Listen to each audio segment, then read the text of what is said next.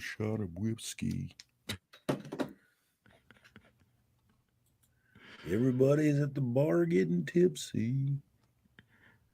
As Batman and Robin, courageous warriors against crime, they are off once again to the rescue. Atomic batteries to power. Turbines to speed. Roger, ready to move out.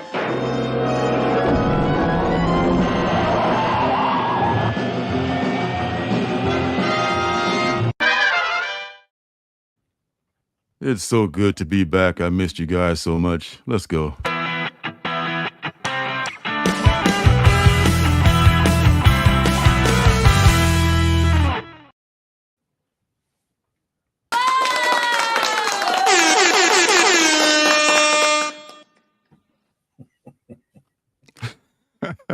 A little rusty. Oh my God. Hello? He's a little rusty, hello? Folks. Is there anyone? Is there anybody out there? How the hell is everybody? Oh man, it's been a minute. It's been a minute. How was it? It was glorious, but it's glorious to be back though. So man, it was, it's good to go on vacation. It's good to come back home. So well, we got the homies are ready. We came back and they came back with us. We got James Lang in the chat. Chairs are all set. With that ice cream. What's up, homie? Good to see you. Good My to see you, favorite James. whiskey brother, 80s guy, has joined us. What's up, 80s guy? Good to see you, my man. 80s. Of course, the lovely Miss Janet is here, and apparently she's also on CPT. We all are. End of Zed. End of Zed is here. What up, Zed? Good to see you, my man. Thanks for joining us. So good to be back. Kevin G says he's got a book that he needs reviewing, and I think you came to the right place. I got a book I need reviewing. Yeah, you don't say. All right, well, get with me. It'll happen. We've got the man, the myth, the legend, Larry Love, or as some might say. Oh, some might say Larry Love, the king of smooth. Love you, Larry. We're getting ready. We're warming up on our cues again. We'll get there, guys. James Phelps. James Phelps is here. He's been missing the show. Me too, brother. Me too. Good to see you. Time. The universe is aligned once again. We can proceed forth through this dimension. Oh my God. So glad to be here when there's so many places we could be that aren't as good as this. Man, so I understand. Let's talk, before we get into anything, I want to talk about what did you do with your time off. I noticed I saw some posts on Instagram. Any updates on what was going on while you were gone? I got a lot of time to work on my strips. The one in particular I've been working on is a Ninja Bunny Assassin strip, and I was able to bring that back on Instagram. So I've got like maybe three strips posted already, maybe working on the fourth one to come out pretty soon, trying to keep a regular schedule. I know I say once a week, but it's probably going to be every 10 days or so. So, I'm slow. I'm not a super fan. I'm not Jack Kirby at the pencil by any means. So please bear with me, but there will be follow-ups to all this. Yeah. So if you're trying to catch up, if you want to know what he's talking about, if you're trying to see his progress, link is in the chat to the Instagram profile. Definitely something you guys want to plug into. So definitely click that link and get plugged in. Thank you, son. The lightning fingers already got in the chat there. Oh, that's awesome. Right. That's Sledhead. Hey, Sledhead. Sledhead joined us last night for a little fuck and chill. Thanks for coming through. Always a good time. Oh, thanks. I'm so, man, all while I was gone, Janet and I for a while, we would just watch, maybe watch a Netflix or something on Wednesdays. Like, let's do something completely different, and just chill out. Then after a while, a couple of weeks, I was around 6 p.m. on Wednesdays. I get a little antsy. I get a little squirrely. Get a little. Shouldn't I be doing something right now? Should I be doing something right? It's just like, it's like a ball players and boxers don't want to retire, It's like, I think I still got something left, I think I can still be a contender. So, Space Case. Good to see you, homie. oh, so good to see all y'all. Hell Space yeah. Case. I don't see Well, him. Oh, Space get Case. ready. Get ready for that Kickstarter, guys. I'm excited about the prospect of maybe one day getting to campaign for Lorenzo. So be ready for that, guys. We know we got to show our love. And while we're talking about showing love, let's talk about the CBC Awards. Nominations are open. So, guys, let's get Lorenzo back up there on the review stage. Obviously, we got heavy competition with pop culture philosophers, but it's always nice to get Lorenzo up on the stage at the end there with all the other great review channels. So definitely get in there, plug in Lorenzo for best review channel. And hey, if you got time, 1 to 999 subs, best ongoing series, FOC and chill. Hey, I'm campaigning this year. I'm going for it. I've never You been a should. finalist. I've never been a finalist. I got a show that I like. I got a show that's over a year old. So I'm pushing for my show, FOC and chill, for that category. If you'd be so kind to plug me in, that'd be awesome, guys. But yeah, all right, enough self-plugging. Back to Lorenzo. Support Lorenzo for the indie comics and reviews, best review channel. If you guys All of the find lights. time to, I'm sorry. She said I was up in the lights. Oh, hey, oh wow, you are kind of up in the lights now. What's up? The new background is very glitzy. Yeah, it's too many lights. So the strip I got was too long, and so I was like, all right, I guess I'll just run it again. But I realize now it's just too much light. I should have just cut the strip. It was just too long. So I'm probably gonna buy another one and redo it. I feel like it's too much light. Oh no, she disagrees. She's very into the sparkly good, very good. Yeah, I like that, man. It's very nice. Blame on the lights on Broadway. Oh, I forgot. Lights. All right, well, what's up, man? Any oh my news? God, oh my goodness. Man, I was off. I actually started playing softball again on a completely unrelated to comics thing. I have been on a waiting list for like 3 years for this league, and they finally called me. So I'm finally going out there and playing a double header every Thursday night. How crazy is that? That's just insane. I don't know about all that. I'm too old to be doing sports stuff, man. I don't know. Like you think I feel, man? I thought I could still play. I thought I could still play outfield. I'm playing with young, 20 and 30 something people who you're a madman. So I know, right? Because they all like, this old fucking guy. That sounds like a blown Achilles to me. Is what it sounds like. I've had a new injury every week, but luckily we've had 2 weeks off and then one more week off before we go back because of the holiday and some tournament. And I just took a week off because I was healing up. So I'm gonna get 3 weeks off before I go back and play again, like next week. So I should be back to mid-season form by then. So are you gonna make the All-Star team, or what are we looking at? Well, our team is made up of a bunch of people that were left over, and actually I call the leftovers because we did not get picked up by other teams. So there's like a bunch of odd people. The best team in the league, then, clearly, I'm sure. Oh yeah, we got 1 win and 1 tie, and that's our record. The rest of it are all losses. But I count that tie as a win because it was a hard fought tie. We let it slip away in the end. We almost lost it in the end, but we managed to slip by with a tie at the end. We were leading. We should have been a win. So it's a moral victory. But man, it's been super fun, man. I've been doing that, going to the gym, working out. Trying to stay in shape. So yeah, you're doing way better than I am, man. Jeez Louise. I'm not doing any of that stuff. Flathead wants to know what position you play. Oh my God. What's up, Nate Wolf? Good to see you. Oh my God. Oh my God. Oh my what up, man. Nate? God bless, man. Hope you're doing better. Hope family members doing better or whatever.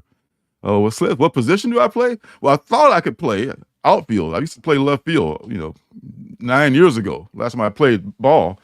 They put my ass out there in left field this year, man. There's a lot of running involved in playing outfield. I didn't realize that. Yes, there is. So that's right away. Did it not go well? Well, I managed to limp through a game or two before I got a injured. I'd already tweaked an ankle, so I tweaked it even more playing in the outfield, and so they moved me to. I said, you know what? Maybe the outfield's not the best thing, so now I'm playing like second base, first base, and catcher, which is great for me because even catcher is a lot of. You think just standing back there and just block the ball, but there's a lot of running involved in that too, and you gotta That's make what I plays at the always plate. play. Yeah. I play catcher and I do nothing. I just hang out. I got a mask and everything, man. I'm not fucking around, man. I'm not going to get hit in the face with a bat if I can help it. Serious business out here. Well, that's dope, man. That's what's up. Shout out to the leftovers. The mighty leftovers of Olympia, Washington. Oh man! And also, I somehow I found out who Hawk Tour Girl is, and I could have lived my entire life without knowing that, but somehow it was foisted upon me, and I found out who she was. I'm cheering for her, but I've definitely had enough of all that. Sometimes lightning can strike, and sometimes you got to be ready when it does, because you can try all you want to get popular or to get views or to get likes and all that stuff, and all of a sudden, like some mid-grade channel, not trying to pass disrespect, because I'm certainly a lower than mid-grade channel, is interviewing her, on their channel, and this thing happens, it blows up. The girl standing next to her, nothing happens to her, she's just as cute, but just that one thing. Now she's on her way. If she manages this shit right, she can make $1 million. She's got a contract with like Penthouse or something. Yeah, I think she turned that down, but I don't know. Anything else. I tell you, I learned way more about her than I ever cared to know. But I'm glad that I'm trying to forget her. Oh, good. Peter Regatta is here. What's up, Peter? Actually, yeah, a lot of chasing balls down and bending over on your knees and catching your breath. What's up, Peter, my friend? I missed you too, buddy. What's happening? K-pop. What's up, Katie? What's up, K-pop? I did a lot of lurking too in my time off. I was like lurking on K-pop stream and on some of the other folks' streams. K-pop stream is a great stream for indie folks. Yep. Like the folks around here. She interviews so many indie creators. Many of the people that we talked to after K-pop had already talked to them. So you guys, if you're not plugged into K-pop on YouTube, you absolutely should be. So check her out. Yes, I am the lurker. I lurk everywhere.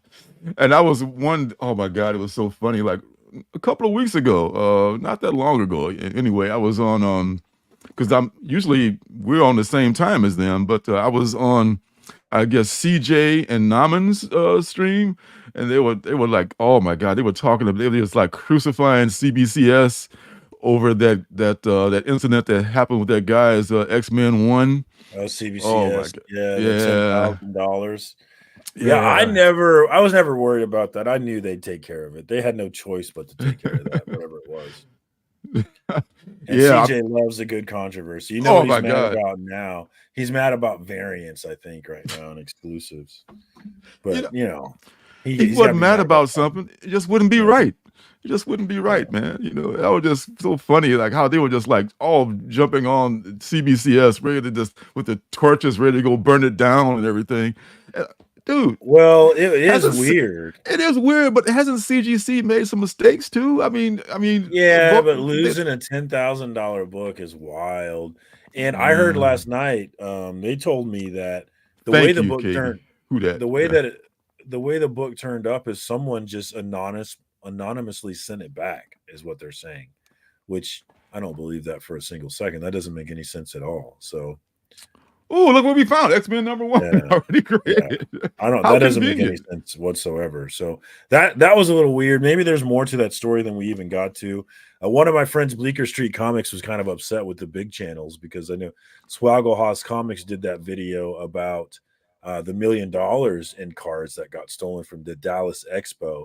And he was upset that the big channels didn't really cover Whodad losing his 10,000. Which I understand, although $1 million is a lot more than 10,000. I understand wanting to back your homie, but Yeah, but still, a slip up is a slip up. An injustice is an injustice. Yeah, and So we got to yeah, ride for each other. We're a small niche. We do got to ride for each other. damn right. We're a niche within a niche for some of us, even indie comics within comics. So Yeah. yeah. I think what happened is just got these places are just like any other busy shops. It got misplaced, and all of a sudden it turned up. Oh, look what happened! Somebody returned it. We didn't lose it out of incompetence. That's probably what happened. That's probably I what mean, it was. incompetence, no matter how they got it back, right? It was Totally incompetence. incompetence. Totally incompetence. But the CJ did was like totally apologizing for CB. CGC makes mistakes too, but their customer service is so nice. They're so friendly. How does that help you get your shit back, though? You're still making mistakes and doing stuff, But I am a member.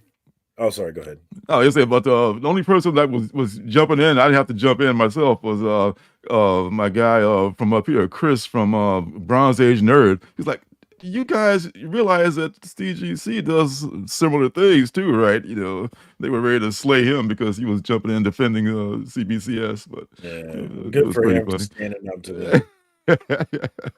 We got Beckerman in the house. What's up, Beckerman? Mr. Beckerman, welcome back. Thank you, sir. Beckerman Friday night. A bunch of us swagged. Bobby De La Ghetto, Brother Joe, and Beckerman. We're all going to a local wrestling show, so that'll be fun. I'll try and get some good video. Oh, you share better share it on the Instagrams. Follow me on Instagram if you're not following me already. It's the spot to be. If you ain't following him already, you're missing out because this guy, he's blowing up on Instagram, man. You think I'm kind of funny? You think his YouTube is good, but his Instagram is fire. I'm way bigger on Instagram, that's for sure. I see why you love it so much, man. You are the king on Instagram. And speaking of grading and stuff like that, another quick aside before we get into comics, I sent 4 cards off the CBC, PSA, which is the one associated companies of CGC. They do sports cards and other cards too. So it's my first time ever submitting anything to a card company, and they gave me like a little discount and everything. And real quick on what I got from these folks. Kobe White. I'm a total Chicago homer when it comes to that. I got all my Chicago. I got a bunch of graded cards and stuff from Chicago sports people. Most of them are bad. I speculate and they just never blow up. I didn't know you were a card collector like this. Oh yeah. I mean, not as much as comics, but I've got a lot of cards. I'm a terrible speculator on cards. So I'm much better at speculating on comics than I am with cards. But I've been trying to sell this baby here for forever.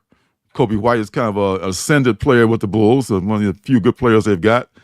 Came back a 10. Came back a freaking 10, which is easier to get. Which way is up? Which is easier to get a 10 with a card than it is with a comic book, as we all know. So, second card also came back a 10.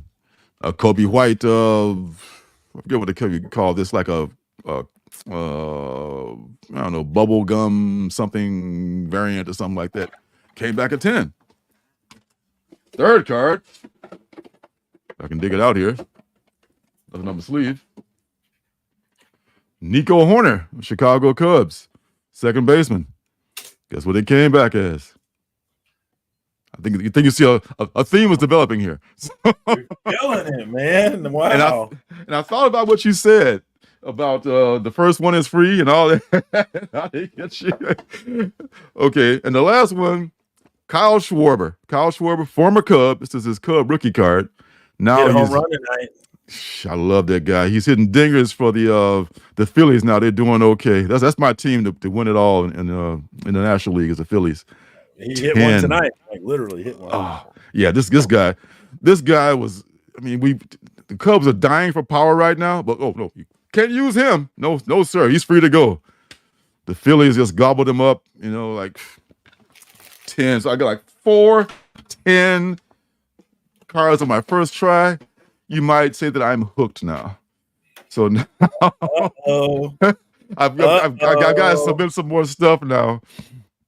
Oh, I want to do. Can I do my Heroes Con show and stuff? Sure. I got 4 slabs back from Heroes Con. By the way, shout out for Heroes Con. If you are near North Carolina any point in time, June next year, you've got to go to Heroes Con. Charlotte is so much fun. It was so fun hanging out with everybody, all the members of the community. Definitely check out my video on YouTube if you missed that. I try to make sure I highlighted as many people as I could and showed as much love as possible. And Leftovers was a TV show. HBO, wasn't it? Yeah. I think. Yeah, it does ring a bell. I never watched that. I should go back and watch it though. But anyway, Heroes Con was a blast. I ended up getting 4 slabs. Just real quick, I'll go through them. The first one I wanted to get. Hold on. Oh, where are you? Hold on. There we go. First one I wanted to get. I loved Stephen Platt as a kid, and this was the very first variant that I remember from it being a kid. This was the variant to Prophet number 4. Wizard magazine had me just hyped for this book, so I had to get it signed. Stephen Platt signed it right there for me. I got the 9.6. I wanted the 9.8, but it's all good. This was autographed, so yeah, that's still good. Yeah, this was for my collection, so I'm not trying to sell that. This one I might sell someday. I don't know. We'll see. But got Ryan, Charles Soule, Ryan Brown, 8 Billion Genies, double sign, number A 1. cover. 9.8, baby. Love this That's one. what I'm talking about.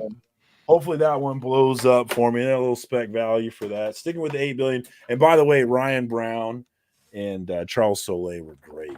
I really had fun. I ended up buying me a genie. I did not need this thing. This thing was too expensive, but I have no regrets buying it whatsoever. I'm so excited to have it. So those guys had fun at that booth.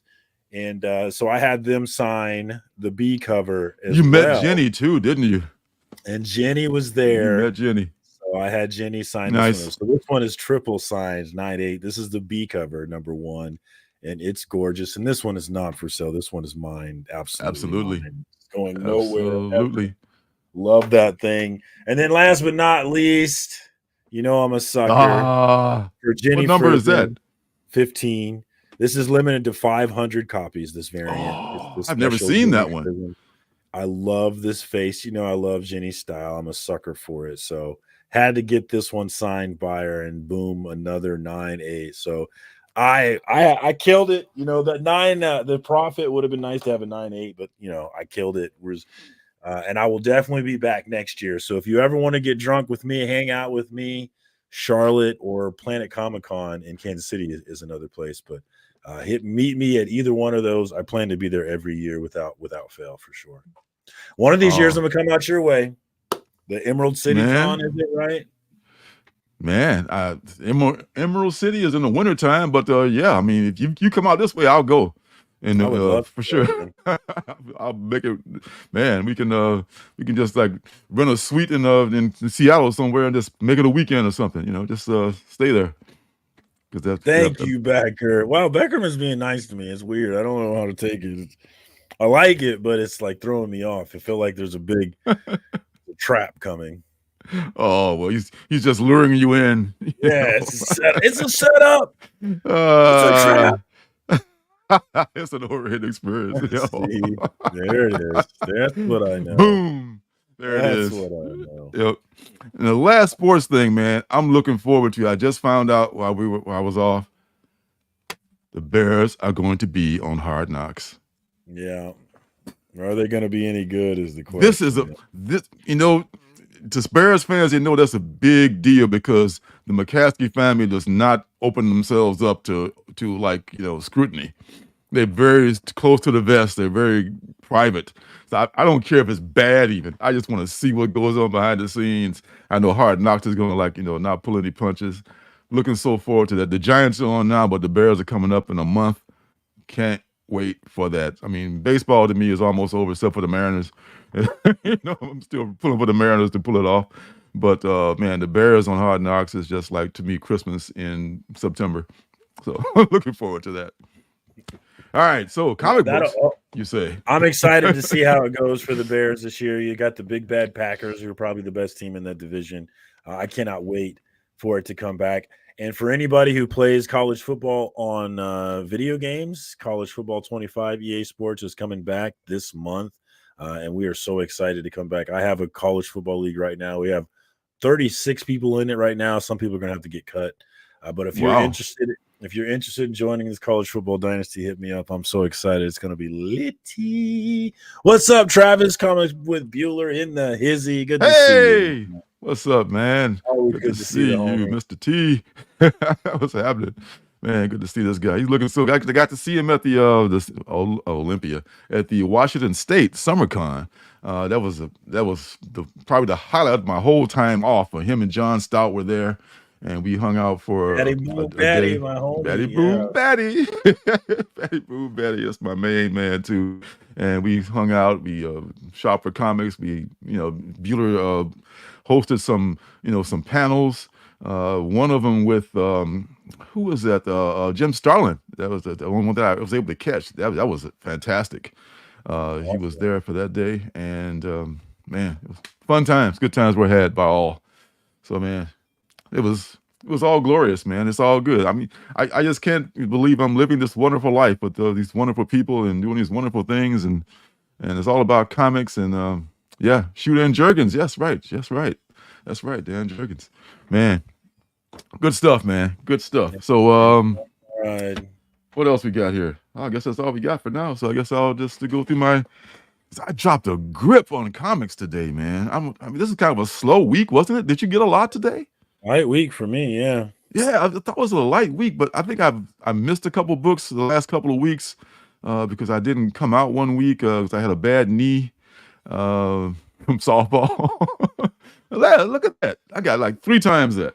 This is What a the hell is my super voice light like? week for me. Yeah, Oh, that's God, very light. I wish I could say that. First thing, this giant stack here I can't even hold up because it's so big. Ultimates, number 2. Honestly, have not finished number 1 yet. I started reading it one night when it was late and it was kind of wordy. I was like, oh, this is not going to happen tonight. I never got back to it. I gotta get back to it. I hope it's good. If anybody out there has read it, let me know. Yeah, let me know. I'm not on that one. Also, I did not mention that tonight we're going to be doing some giveaways. So when you see Anthony Kiedis and you hear this sound,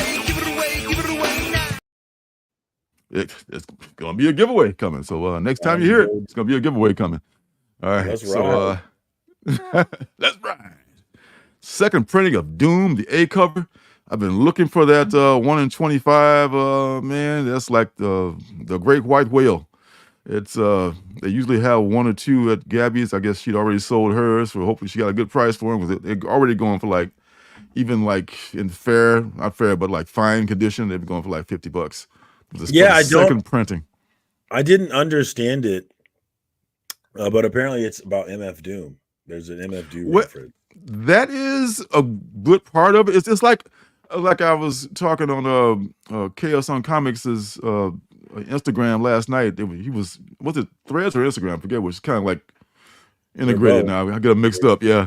But yeah, they were trying. But they kind of like you know how Instagram. Oh, well, look at Threads is happening right now. Don't you want to check out what's going on in Threads? Yeah, Threads is the Instagram, Twitter is what it is. So you can click on it and you can go right to Threads and not even know that you've gone to Threads unless you don't pay attention. But they were trying to figure out the whole phenomena about this, and I think it's just that it was a organically good situation where a really good writer, a really good artist, and a good story, and that little nod to MF Doom in the beginning just came together for a really great one shot, man. Have you read this yet? I had not. I did buy it. I was thinking about selling it though. I mean, read it. You can sell it if you want, but it's probably get $50 if you got the A cover. I do. I got the first A cover, yeah. And the B cover with Doom on it, in that classic Doom dress is also Germ, right? Yeah, I think it's Art Germ. Yeah, I think it's Sanford Brown. Sanford, the guy from thank you, Sanford Green. Some color. Yeah, I think that's his. But there's another gentleman who did another cover that I have here, which you'll be seeing later. But this is, man, read this book, man. This is a one shot. So you don't have to worry about anything else. It's kind of jarring in some ways, but it's very engaging. The art is fantastic, man. Sanford Green. Yeah, Sanford Green. Sanford Green does the art in here. This is his cover. It's a wraparound cover, and this cover is taken from a splash page, a double splash page inside, which is like, this dude did some hard work on this book, man. But this is excellent. I mean, it's worth it. It's totally worth it. It's Adi Granov is who I was thinking of. Yes, Adi yes. Granov. That one. That one also was getting a good price too. And the Maria Wolf one for 25, which is a very good cover too. Superman was this week, maybe. I'm not sure because I sometimes don't go every week to Gabby's and pick up stuff, but definitely Superman is on my pull list there. That's a cool cover. I'm not on that one, so I don't know if it was this week. Yeah, I mean, I think it is. I'm a little behind on it, but I'm pulling it just because the big blue guy. This one, I just taking a chance on this. Only a 4-issue series. Maybe it doesn't say Elseworlds on it, but it says from the DC Vault. I'm sure you're not going to kill the Joker for real, so it's got to be an Elseworlds. I'll see if I like the first one. If I do, maybe I'll pick up the next 3. We'll see. GM DeMatteis is the writer. That Superman's from June 26th. It's a couple of weeks ago. Okay, yeah. I've been there for a minute. And probably his detective is right there with it too, because I haven't picked up detective number of, what is this number? It's in the thousands here. I can't even find this. It's so like innocuous. Whatever it is. 1086. Wow, yeah. I tell you, man, you're like Radar O'Reilly. You're all over it. Yeah, 1086. This is probably a couple of weeks old too. Another one that I'm stacking, and I know it's a good story, and by Ron V. Maybe after Ron V comes off it, I may drop it. Didn't I get? Oh yeah, I did just those couple Marvels, couple DCs. This is a Titan. Truth be told, I have never read a Doctor Who comic book, and I have not watched Doctor Who for years. I only picked this up because the first time Doctor Who was a brother now, so I just full disclosure. I just want to represent. I do believe that was a MASH reference, Sledhead. I wasn't quite sure, but I think so. Oh yes, Radar O'Reilly. Good catch, Sledhead. We got the smartest people in the chat here, man. They're all over it. If Phil was here, he probably would have caught it too. Phil, I was gonna say Phil has probably would have a disagreement about the Pirates, not the Pirates. The who the hell are those guys I hate? The Green Bay Packers being the best team in the division. I think don't count out Detroit. Detroit is no slouch. Yeah, Detroit might win that division too. So as long as we agree it's not Chicago. Oh, we agree that. Until further proof. Yes. Brian, speaking of the CBC Awards, what's happening? What is happening? I grew up with I love MASH. Yeah, I never watched. When I was a kid, if that MASH music came on, that meant it was time to turn the TV off. The TV was over for the night if MASH came on. MASH is a little above kids, pay grade, I was a think. Kid. Yeah, you wouldn't enjoy it. Looking back now, I think it would still hold up. I bet I should go back and watch it because I do. What was it? Alan Alda, isn't that his name? Alan Alda, and I like that guy. And he had a couple of different partners too that came and went. Yeah, but the show he stayed to the end. Da, da, da, da, da. I'm telling you, that music to this day is like, all right, time to turn the TV. As soon as I hear, all right, turn off the TV, it's over. He's done for the day. I know you love it, 80s guy. You like me. You love that old TV. Yep. That old TV is good stuff. Love that stuff, man. Self-Help is a couple of weeks old too. This guy, who this character is, reminds me of like John Hamm, Don Draper from Mad Men. That's not why I bought it, but hopefully it's a good story. Frank at Danger Room recommended it.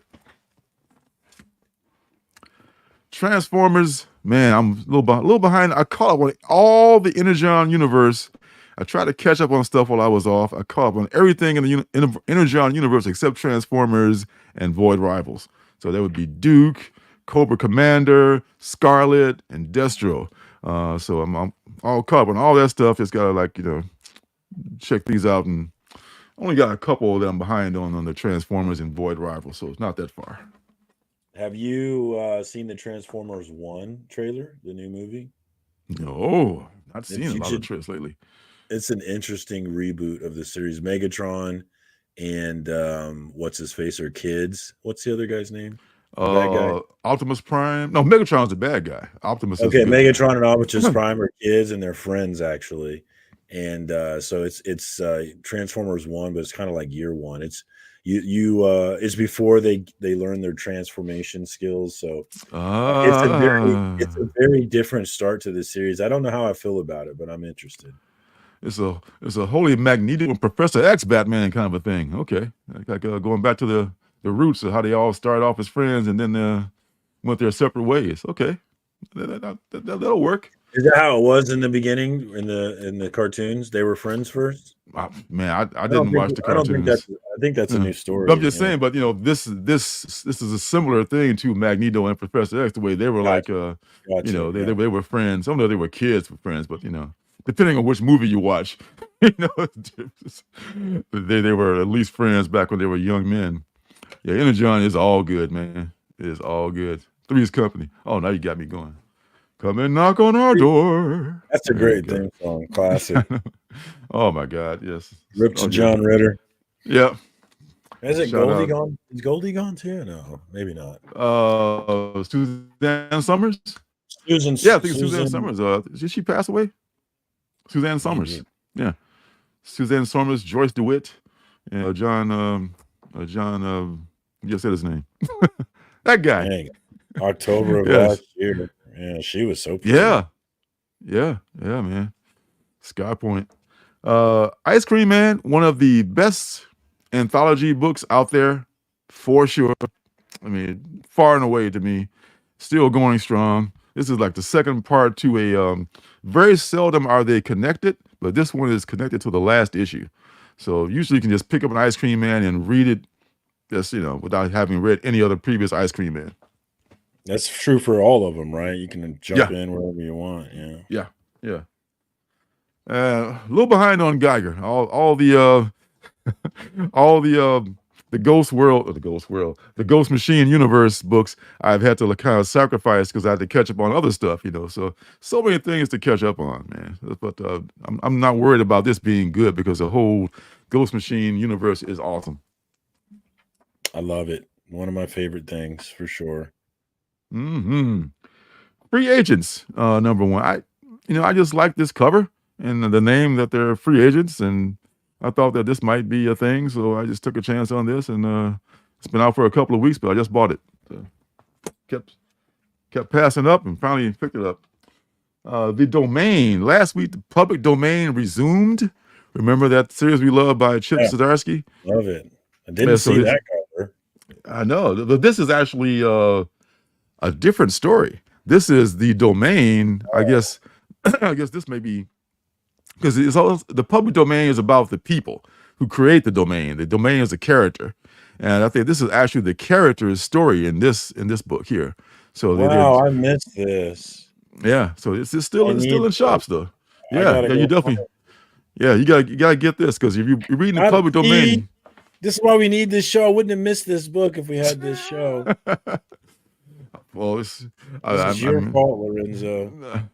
You're welcome. So, yes, The Domain is a good story. If this anything as good as everything like the public domain, which I think it will be, it's going to be good. This is what it's it's going to be in my What's Good section. Falling in Love on the Path to Hell. This is about some folks who are actually dead and their experiences in the afterlife. The first issue really, kind of caught my interest. I read it a while back, so it's still a little foggy, like when I first went on break. So it's a little foggy in my senior mind right now, but I think I can remember what happened in it. Monolith number 3. Just because it's a Spawn book for $2.99 and I've already got the first 2, I must have closure. So I'm sure it's going to be action packed. Like I always say, Spawn books are like action movies in a comic book. So, man, I'm stressed. I've got to get that. That domain has to be in my collection. You'll be able to find it. I mean, there's lots of copies. It's an important miss, though. I need it. Okay, sorry. Go ahead. Oh, that's okay.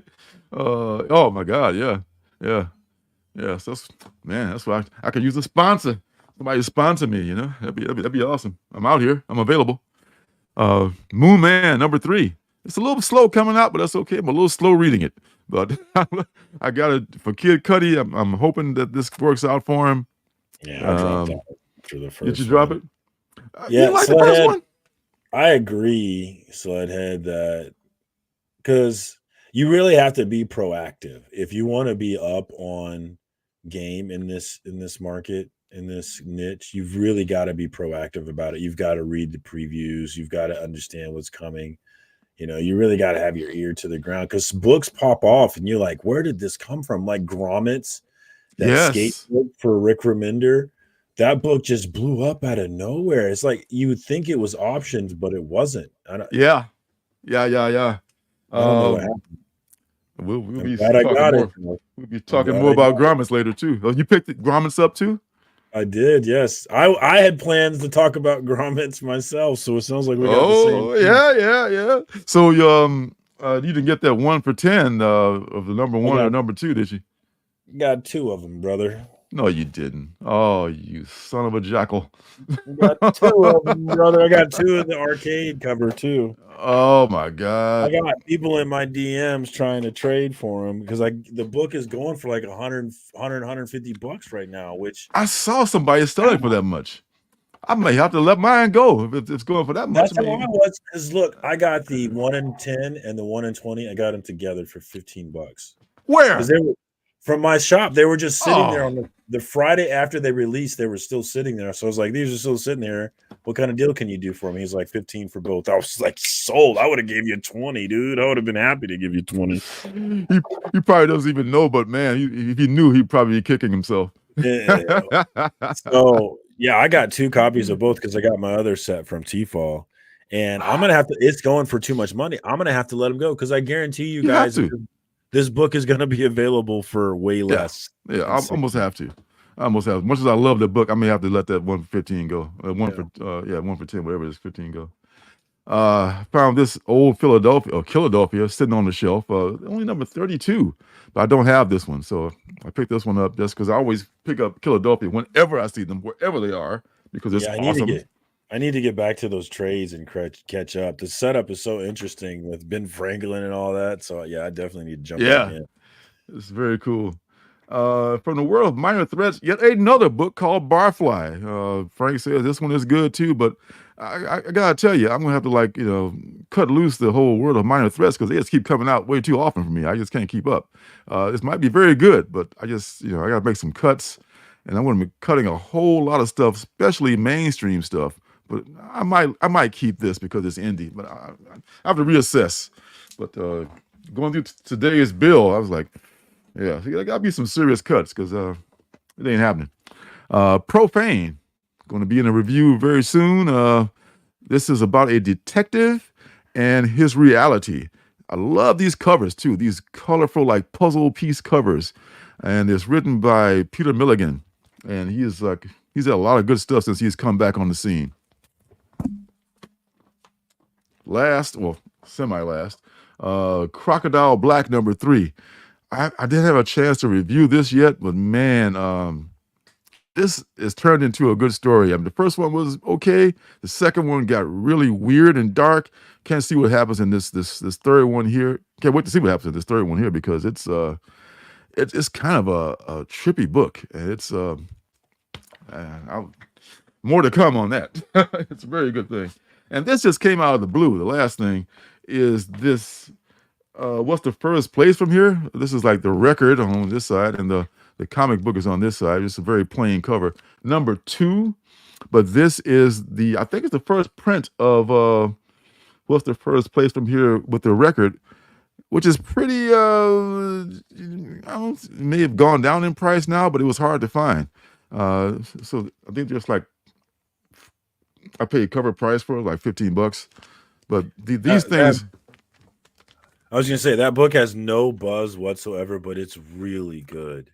No buzz whatsoever, but it's one of my favorite books.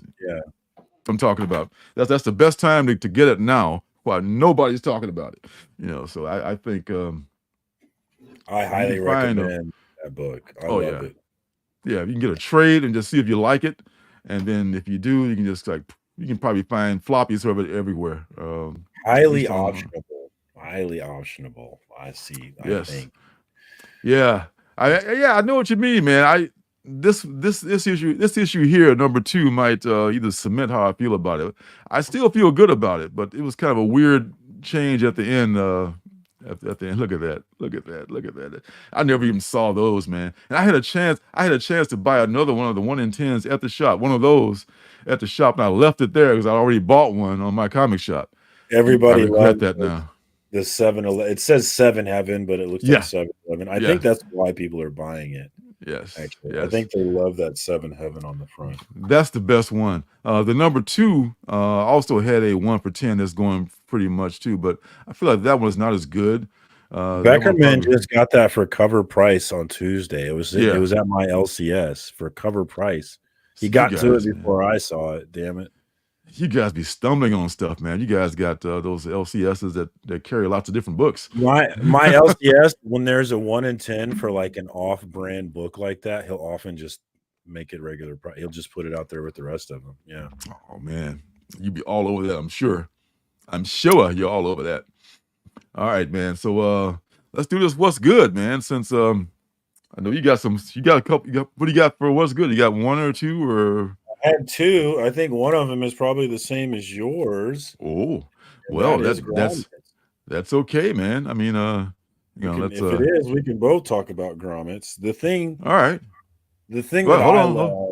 hold on. Let's do the official thing here. All right, sorry. Gotta do it official. I'm running the show here. Be my Barney Fife. Gotta do it official, Andy. All right, here we go.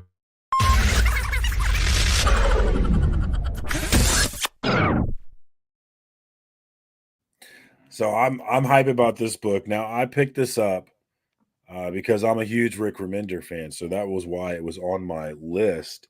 But I also really loved the art style. And Brett Parson is the artist, and he was at Heroes Con. I did not go see him, but I regret it now. I didn't have my grommets books with me, but man, I would have been really smart to get those graded and signed, wouldn't it? I wish I would have done that. But my favorite thing about this book is, well, there's 2 things I love about it. Number 1 is the art. The art is super duper interesting. I love the cartoony style of it. It looks just so good to me. Like as soon as I open the book, I'm like, I love how this book looks. It's great. So number 1, the art is the first thing that hits you. But as you go through the first issue, the second thing that hits you is the same. It's the same kind of feeling in the first season of Stranger Things too, which is the attention to detail and reminding you of how different it was, right? There's so many things now that are so ubiquitous that we don't even remember that it wasn't always there, that it wasn't always like that, And there's a lot of that, like with the father smoking cigarettes in the car, some of the ways in which they speak to the kids, you wouldn't really necessarily see that now. How he just leaves, the kids just leave the house and they're gone for hours and nobody's worried about anything, and they just come back at night, no concern for anything. Whereas now I'd be terrified if I got to check in with my kids, I'm a kind of a helicopter parent. I would never let my kids just go anywhere like I did when I was a kid. And it's just, that's just one of the many things where it's like, wow, things are really different in this book. The story is fun, and I'm interested in the friendship between the 2 guys that meet up. I love the skater culture that you're going through. They're even talking about kind of the famous people that they looked up to, things of that sort. If you read the end of it, Rick Remender and Brett Parson kind of talk about how their own experience being skaters in the 80s and what it meant to them, and how it influenced them. And much of this book is going to be them bringing specific memories from their childhood into the story, which brings a certain authenticity to it, which as you read the book and you read the dialogue, I'm sure the dialogue's not perfectly accurate, but you get the sense of like, this is how it was, and it's no longer like this. So that was really my favorite part of it. I don't know if that's why people are going crazy for this book. I assume whatever it is, it has something to do with nostalgia, because this thing is dripping with nostalgia. And being the 35, 40 plus crowd that we are suckers for nostalgia. So I assume that's what's driving the ridiculous prices for this book, but it's a fun book. So if you can't, I mean, you don't need the the incentives. Just get the A cover, man. The A cover has the great art in it, and it's worth your time. Cannot recommend this one enough. Get in on this book now, because I think you never know. Comic books, so many go nowhere, but this is a book that I believe has possibilities for sure. Mhm. And there's a second printing too. So if you even can't find that, the second print just came out either last week, I think, or this week. So it's definitely attainable. You want to just read it. Oh, yeah, that's a good It came out choice. as well, so it's on number 2. Yeah, number Which I 2 is out. Yeah, 2 is yeah, great and then breed too. yeah. I got it coming from your favorite place in the world, Tifa. So I got that coming from there. Representing. All right, well, go. I want to hear your spill on it, though. All right. Definitely. Oh, I got a review on it, but I got some other stuff for Oh, what's okay. good. Okay. So Nice. Okay. I've had time to pile up some stuff, man. Woo, wee. Well, I tell you, I talked about falling in love in the path to hell, right? So this is that book, and it's about these two souls who are actually in the afterlife. They both have come to an untimely end. One is an honorable samurai, and the other one is kind of a gangster, I think, kind of a ne'er-do-well, like kind of a cowboy actually. And they both come to an end. The cowboy gets gets shot, and the samurai she has a much more honorable death because she takes out a bunch of people before she goes. But the story is about what happens to them on this path of whatever it is to eternity, if you will. And the way that they meet up is kind of like on this island, and this like the island is kind of like in the afterlife or something. And they're very different cultures. And I like the fact that their cultures, being so different, when they meet each other, they don't really know where they are, so they're not really aware that they're dead. But the journey still continues. So I picked up issue number 2 this week. So hopefully it'll be just as good a story as it was in the first issue. But this is another one from what did Dugan? Dugan has done some stuff before in the past. I can't remember, but of course I should probably remember what they were. But I know him from some books in the past that he's done. But yeah, falling in love and on the path to hell. I think it's worth a look. It's another Image book. All my books, like 90% of the books I bought today were Image. There's so many good things coming from the House of Ideas, man, and this is just another one of them. It's the number 1 publisher I buy from. Yep, for sure. Yep. And it is an indie publisher. I know they're big, but they're still an indie publisher. I wanted to say that book today. My LCS owner recommended that book to me, so I definitely should probably go get it now. This one? Yeah, the one you were just talking about. Oh yeah, Falling in Love Road to Hell, or Falling in Love on the Road to Hell. Yeah. I think this is it seems kind of cool. Got some cool covers too. I like that cover. All right, you got another one? I do. The next one I want to do is a little Critical Entertainment action. Definitely check them out. Critical Entertainment LA.com. Shout out. But I read Planetary Expansion. Oh, man. The first thing I want to say is this book feels good in your hand, It does feel substantial, doesn't it? There's something nice about just feeling. I love it when you grab the comic and it just feels sturdy and you open it up and this is definitely true about this book. Sturdy book, feels good, art looks great.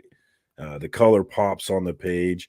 So I really enjoyed that part. It's just I love a quality book. It's like, Todd McFarlane books, $3 for a nice quality book. That I really feel like you're getting a nice quality book here. So I really enjoyed that. And it's a fat book, so I really enjoyed that. But then the part that I loved is it has kind of the same setup as Crashdown from Comic Tom and Brian, where you have species kind of searching out new planets to live on. They found a new planet they're calling Zeus. And there's like kind of a group of guinea pigs, if you will, who are going to be the first people that jump on this rocket and go. So it's fun kind of imagining, would I be one of these people that gets on there? And the answer is fuck no, I would not. But it's fun putting yourself in that position, just imagining a world where we're about to embark on a path to another planet that we could populate or potentially populate. So that's fun. And it's an interesting setup with an interesting character who's got some things going on with him that I don't want to spoil, but and whether he's going to be one of the people that's getting on this ship as well. We haven't got to that part yet, so we're building up to it, but I'm interested to see how that's going to go. What kind of adventure is this guy going to have? What exactly is going on with him? But yeah, I'm locked in on this one. I've got more to read, but I liked this one a lot for many reasons. The story interesting, the art looks great. I'm definitely going to be reading more of this one. So Planetary Expansion, was it good? Yes, it was good. It's good. That's right. shout out to Comics with Bueller. Right on. Right on. All right. So what else I got here? I had to actually call my list a little bit. I got some what's goods probably for weeks to come. So I'm going to do a couple of them here. I was actually, speaking of stuff that I was sent, I was sent the Planetary Expansion. I haven't had a chance to read it yet, but I will. I promise you, I will get around to that. But I was sent a couple of things. Couple of them were, Scumburbia. I did a review of Scumburbia before, and this is a story by Sam Grinberg. And thank you, Sam, for sending me this new copy of Scumburbia. It is fucking amazing. It looks indie as fuck. I know. Look at this, man. This is so fucking indie. This don't make no sense. I got fingerprints on the back, but that's where any book is supposed to be. I don't care. And the dude, and he did like a personal like drawing on the cover. So how cool is that? I mean, it's like a post-it note. I'm keeping this post-it note forever. You love this that awesome. so much. I love that. Do. Love. That is punk rock as fuck right there. Oh my God. And there's like a poster on the inside. Man, I got the full treatment. I cannot wait to read this. I have not read this yet, but damn, I just got it. I think yesterday. I was at the post office. I picked it up, and then there's a card in here, and dude, a sticker. It's a sticker. Oh my God. Michael's sweater is this is his card. This is so cool, man. Dude, man, Sam, you are doing it right, man. Sam Grinberg? Sam Grinberg, Grinberg. Yeah, Sam Grinberg, Scumburbia. He may be, I know I first discovered his work in Portland. He may be out of Portland, I'm not sure. But I'll be back down in Portland pretty soon this year. But man, this looks so fucking awesome. If it's anything like the first book, I know it's awesome because I loved it and I reviewed it a while back. But man, this is indie comics at its best. I mean, the way he uses the inks, the negative space, and all that stuff, man. I aspire to be, that's good. And then he uses like the zipper tone got kind of a look too with the blacks and everything, which is just like, that to me is just like.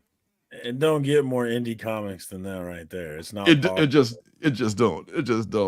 So I was sent that. Have not had a chance to read it yet, but I know it's good because I'm still recommending it.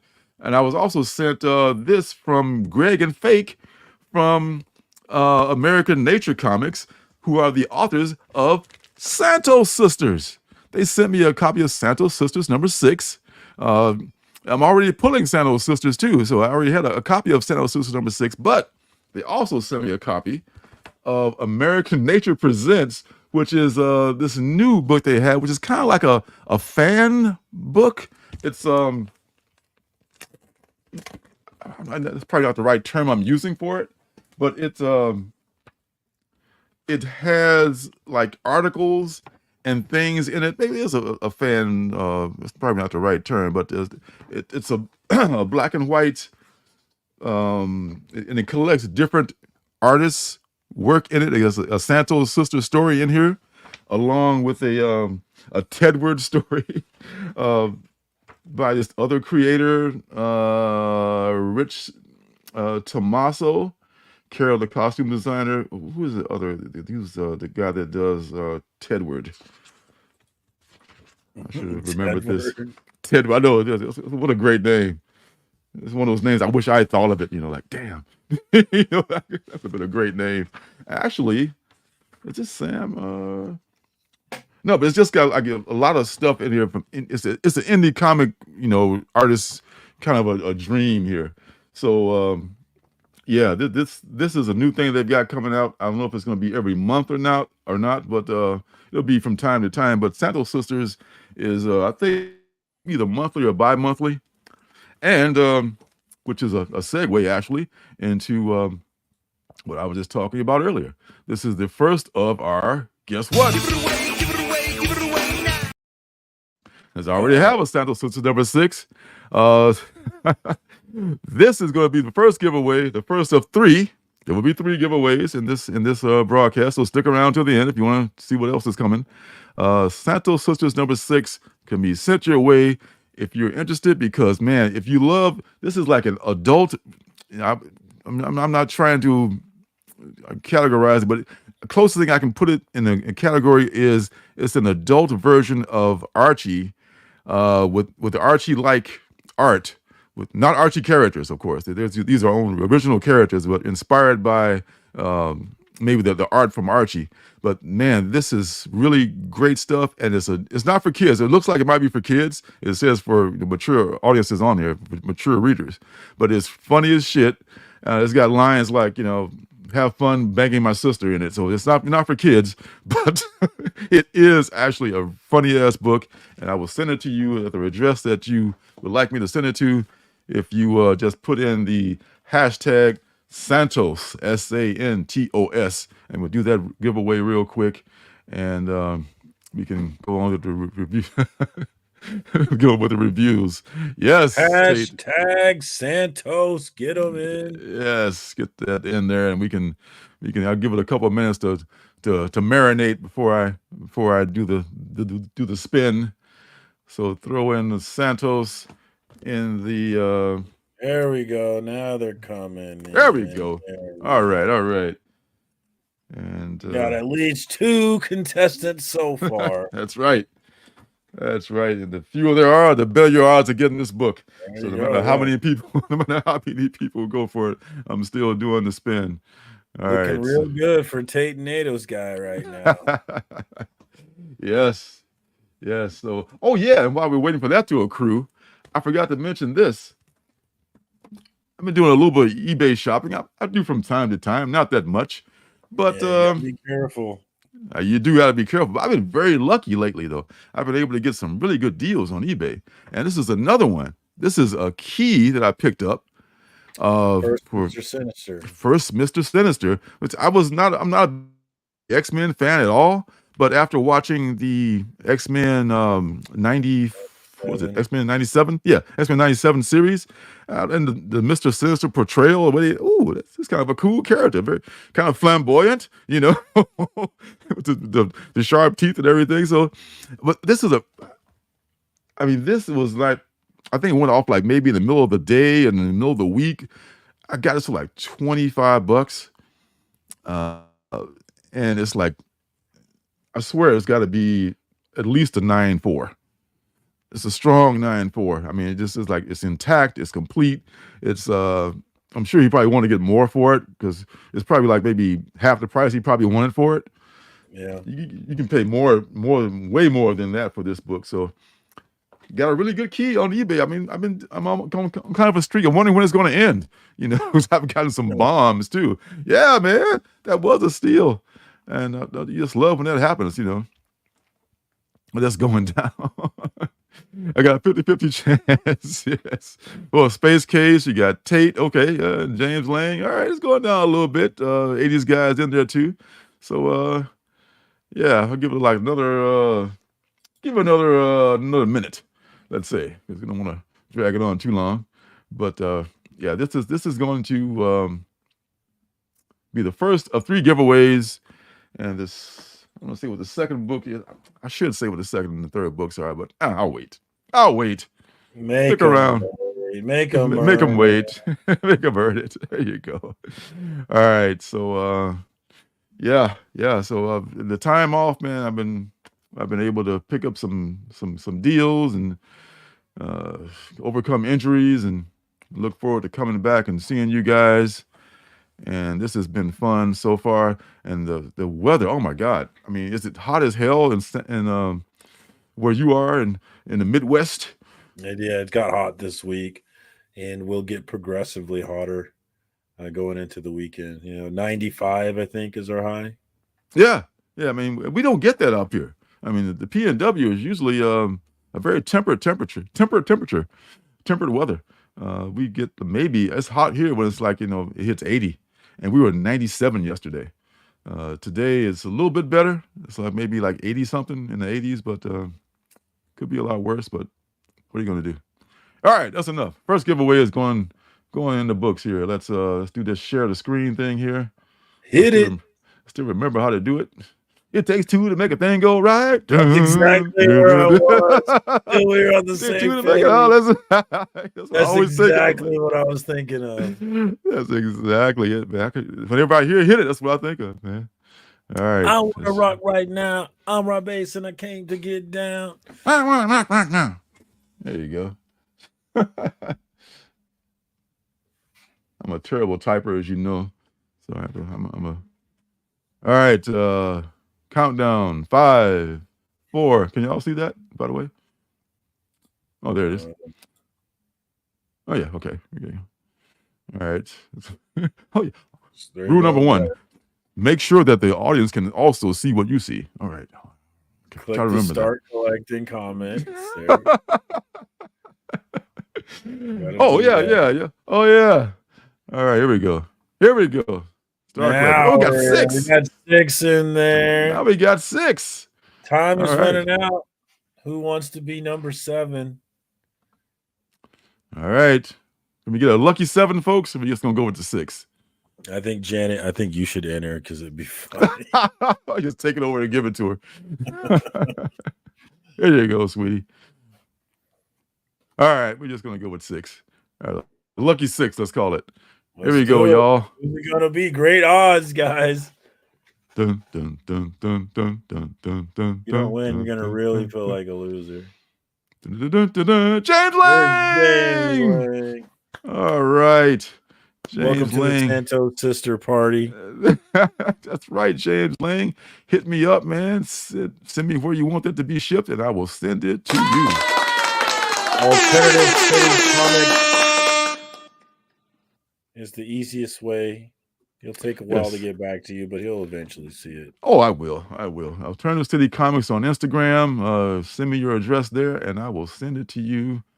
And man, enjoy. I mean, I hope you enjoy it as much as I do. I love this book so much. I always talk about it. Yeah. All right, so let's move along. I guess I've got a couple of reviews I want to do before we move on to the previews of next week. I'm excited to hear the Grommets review.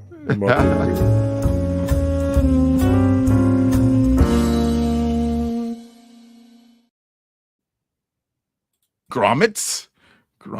That will be the first review. Yeah, let's not make them wait any longer. Grommets is going to be the first one. So let's cue that up real fast, and we can do it.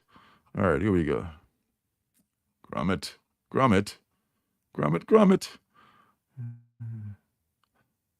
Oh, yeah, there we go. All right, Grommets is, as we know, I can find the book here.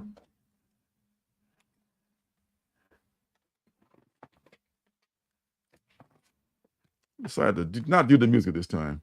Rick Remender is the writer. Brian Posen is the artist. I believe Brett Parsons is also no. Brian Posen, I think, is also the writer. I think I should know this, right?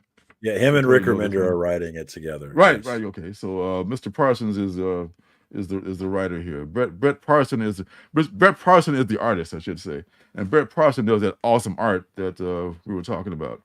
All right, so takes place in the 1980s, 1984 to be exact, back when Jump was out and the Cubs were in the playoffs and losing to the to the Padres. We won't talk about that.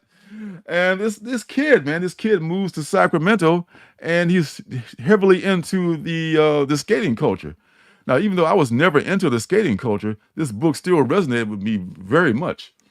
And his dad is like, this square cigar smoking guy, and he's just going through a midlife crisis with his fancy sports car and everything, with his Corvette. And it's first day in school, and he tries to hang out with what he considers the cool kids, and they're kind of having none of it. As kids often can be, they're very cruel to him, and they tell him to go pound sand. Well, this other kid, is also kind of an outcast, whose uncle may or may not be kind of a creepy dude. Not quite sure yet. This kid's like, hey, fuck those guys. Yeah, I'll be your pal. And plus, I'm a pretty rad skater, so we can just hang out, and we can hang 10 or whatever the hell the kids call that shit back in the day. And we'll just be pals and go to the skate park.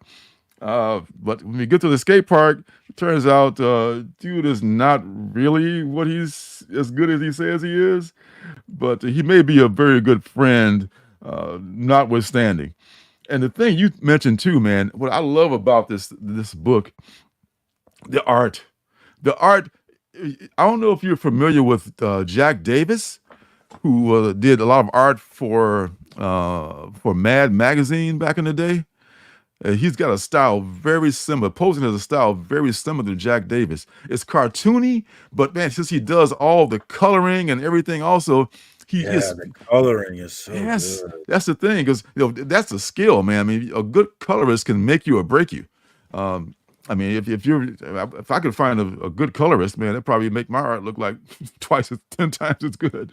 Because coloring is very important in shaping it out and fleshing out the character, and that's what Posen's art is able to do.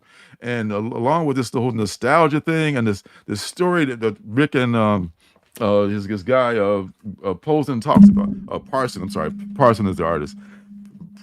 Parson and Posen is just fucking me up. That's what the problem is.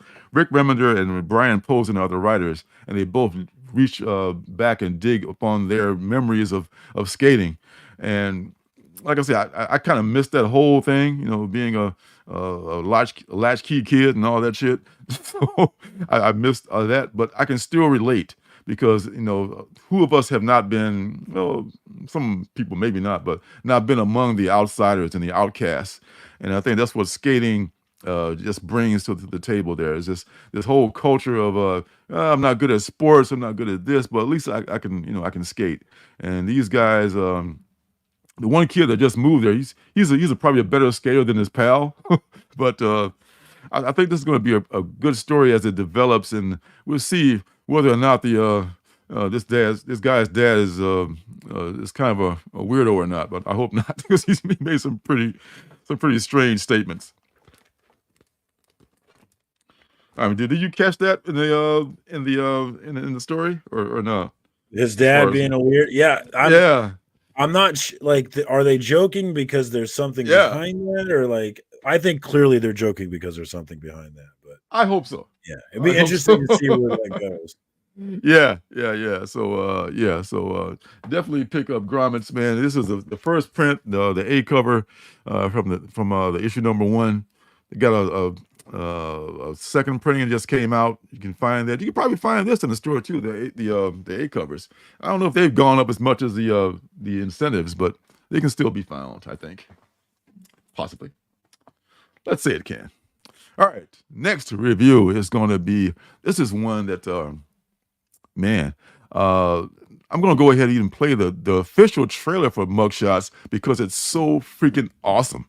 So I'm going to do the official trailer first, and then I'm going to do my review.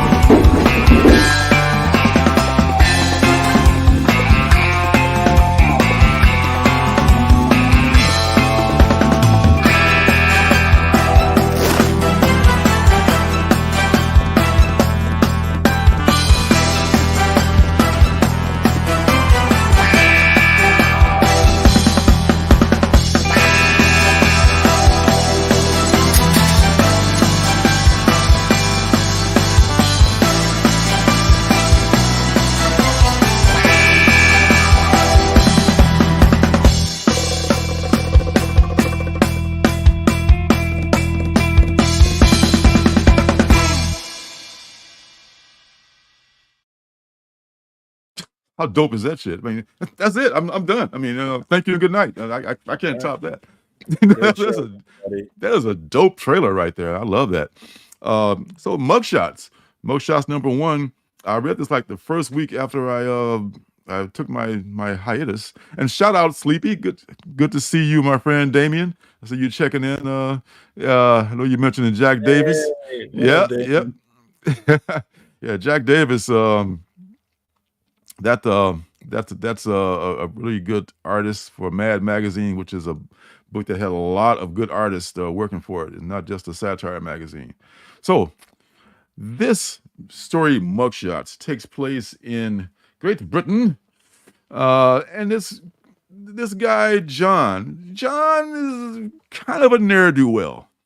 It's in Brighton, actually, to be specific.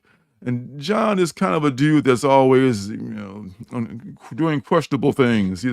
But he knows he's kind of a douche. He's self-aware. you know.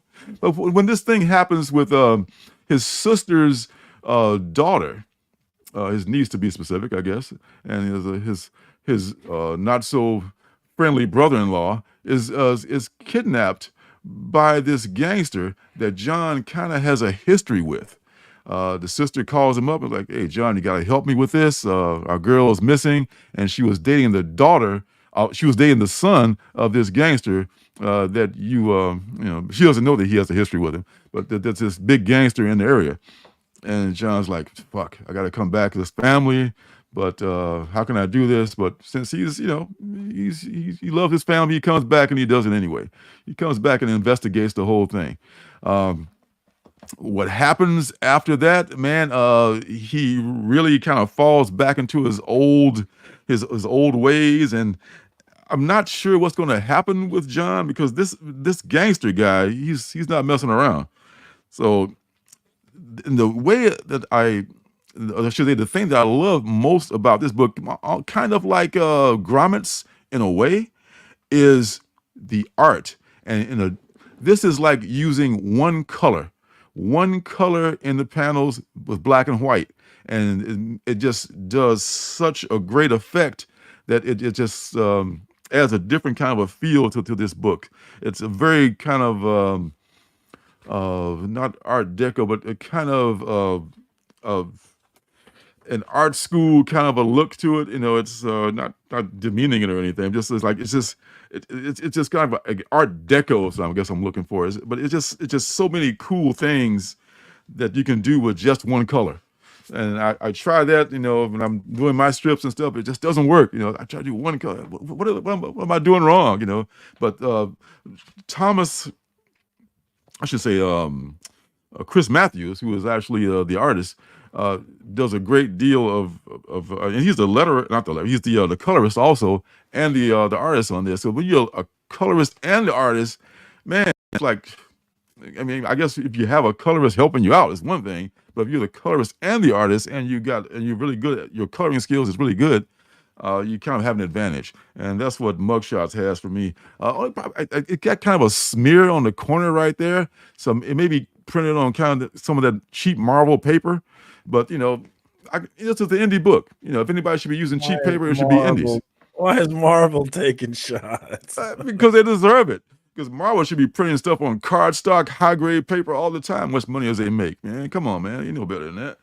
But most indie books are printed on high grade stuff. But it's just a little.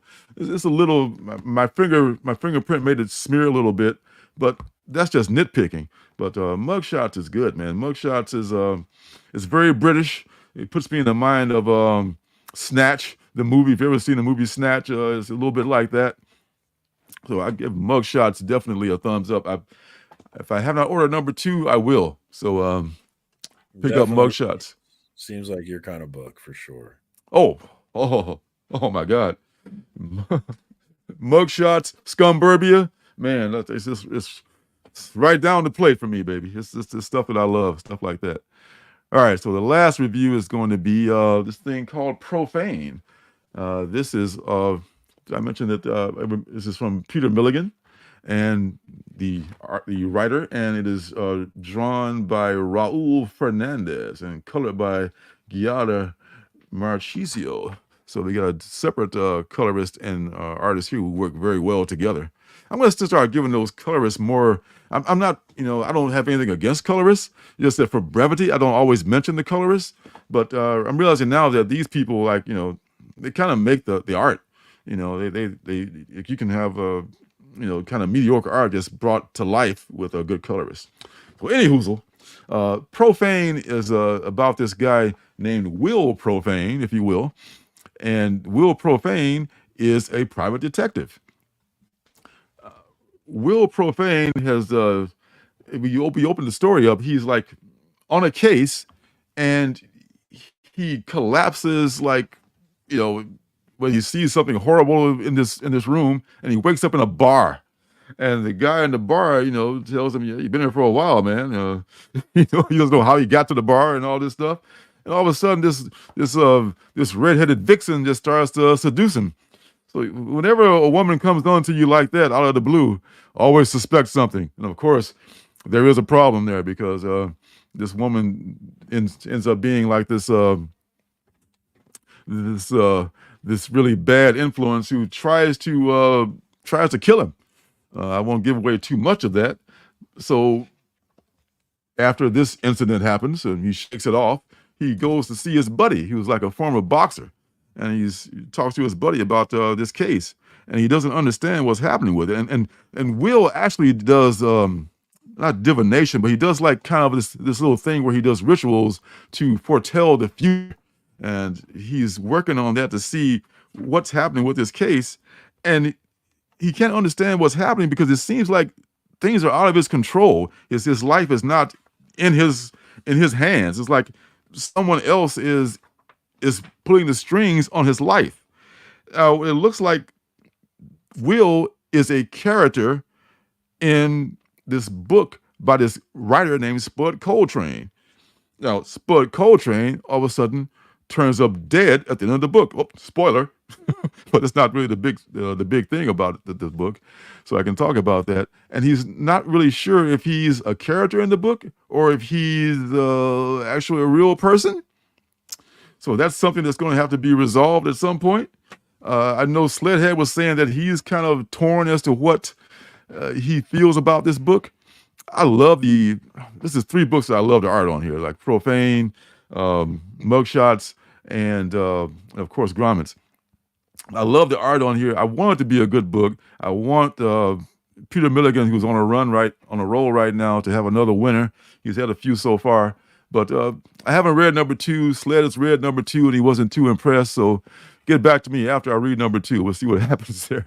But right now, Profane, and it has all these very similar covers too. Cover number 2, which I showed earlier in my haul, looks very similar to this. I don't know if they're connecting or not, but they have the same art style. They look very cool. So I like Profane so far. We'll see if it turns out to be as good as I hope it is. I hope so. You never know, but yeah, it was a good story so far. So fingers crossed. I'm here.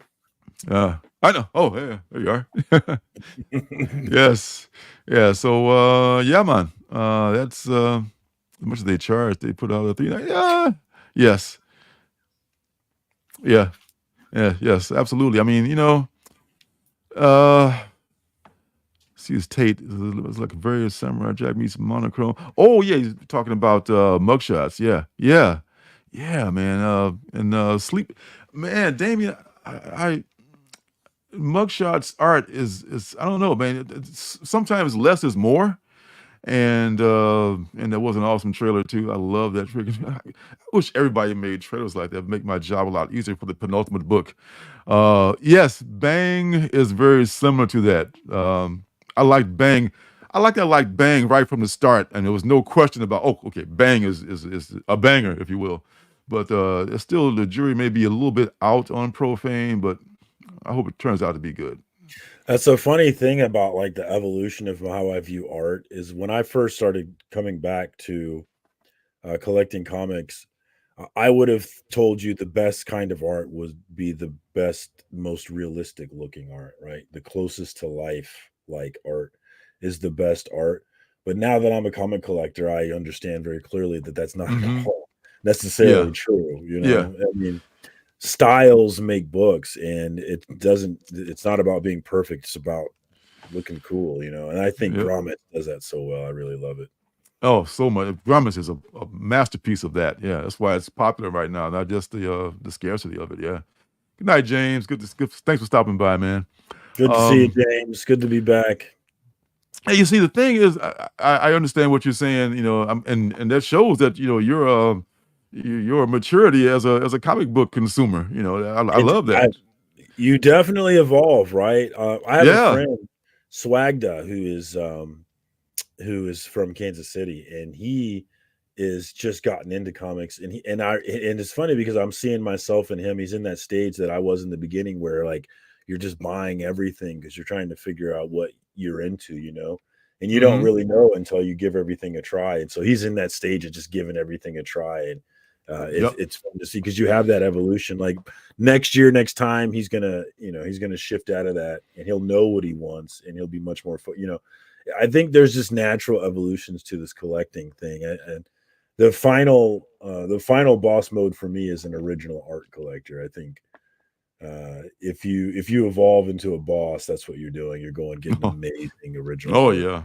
Oh yeah. That's that is the boss stage right there. And it's so true, Damien. Yeah, less is often more. Yeah, and it's about the storytelling. Because you can find pretty art in a lot of places. I mean, nothing against pretty art and photorealistic art, Somebody which is get what this you man a glass of water. Jeez. already got water, man. It's the it's the it was hot water at one time. Oh yeah, and at the comic show at the Washington State Comic Con, they were giving away the Air National Guard were giving these bottles away. This might be my favorite thing I picked up there. Just giving these things away because they're so perfect. I just suck on them like this rather than turn them up. I can just like when I'm driving, I just like just. It's the simple things in life, right? Isn't it though? Isn't it though? I'm not hard to please. Oh man, it's awesome. Yeah, it is. It's fun to see, this stage. It's what we want, right? We want new collectors excited about this thing, man. We should Mm-hmm. all be encouraging that and trying to build that every chance we get because we Yeah. need more collectors, guys. We need more. Yeah. Yeah. And if a person can paint a world, I mean, you can take photographs of realism. You can take really high quality photographs, but to create a world like they did with Grommets and with these other books that we just went over, it's just like, okay, if you accept that world, that's like a journey, man. They can take you on a journey into this world, and you accept the reality of this world. Like, oh, people look like this, things happen like Yeah. this. It's just a whole different thing. But I understand people who love the photorealistic, art and stuff like that. That's to each their own, and it's all subjective. So I ain't mad at That's you. something is killing the children may have taught me that more than anything. It's like Mm. I don't want anybody else but Werther drawing that. Like I would like his style is what it belongs in that book, and I wouldn't want anything else. So yeah, and it's not Yeah, at all a realistic style, right? It's a very cartoony style, but I love it. It's sure. perfect. It's perfect. Isn't it? Isn't it though? I mean, my God. All right, so Working Gun, nice name. Good to see you, homie. woo, wow, such great names in the chat. Hell Oh, yeah, baby. That's what we want to see. Hell yeah. hey, thank you for Let's go to the dropping loony in. bin. Let's go to the loony bin together, guys. Whoa. All right, so are you still on Nightwing because you love Dick? You As damn right I you am. say. You goddamn right I love Dick. If you ever forget Oh, it. I should never started. No, this is the end. This is the end of Tom Taylor and Bruno Redondo, which I'm sad about because they are the reason why I am a Nightwing fan. They're the reason why I love Dick. I did not love Dick before them. They're to blame. So I'm sad about them leaving, but I'm definitely going to stay on the book after they're gone. And hopefully, Oh, whoever takes it over, hopefully they do a good job with it.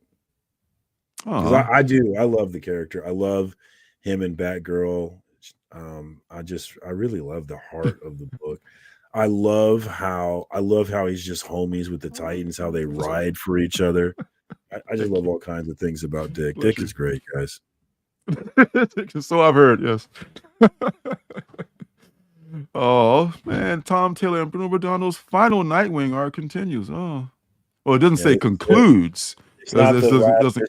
issue. This story they're Okay. doing, what is it? Fallen Grace, and this is it right here. So there's 5 total. 2 Oh, more Dead issues. Man is in there. Oh my God, Dead Man is in there.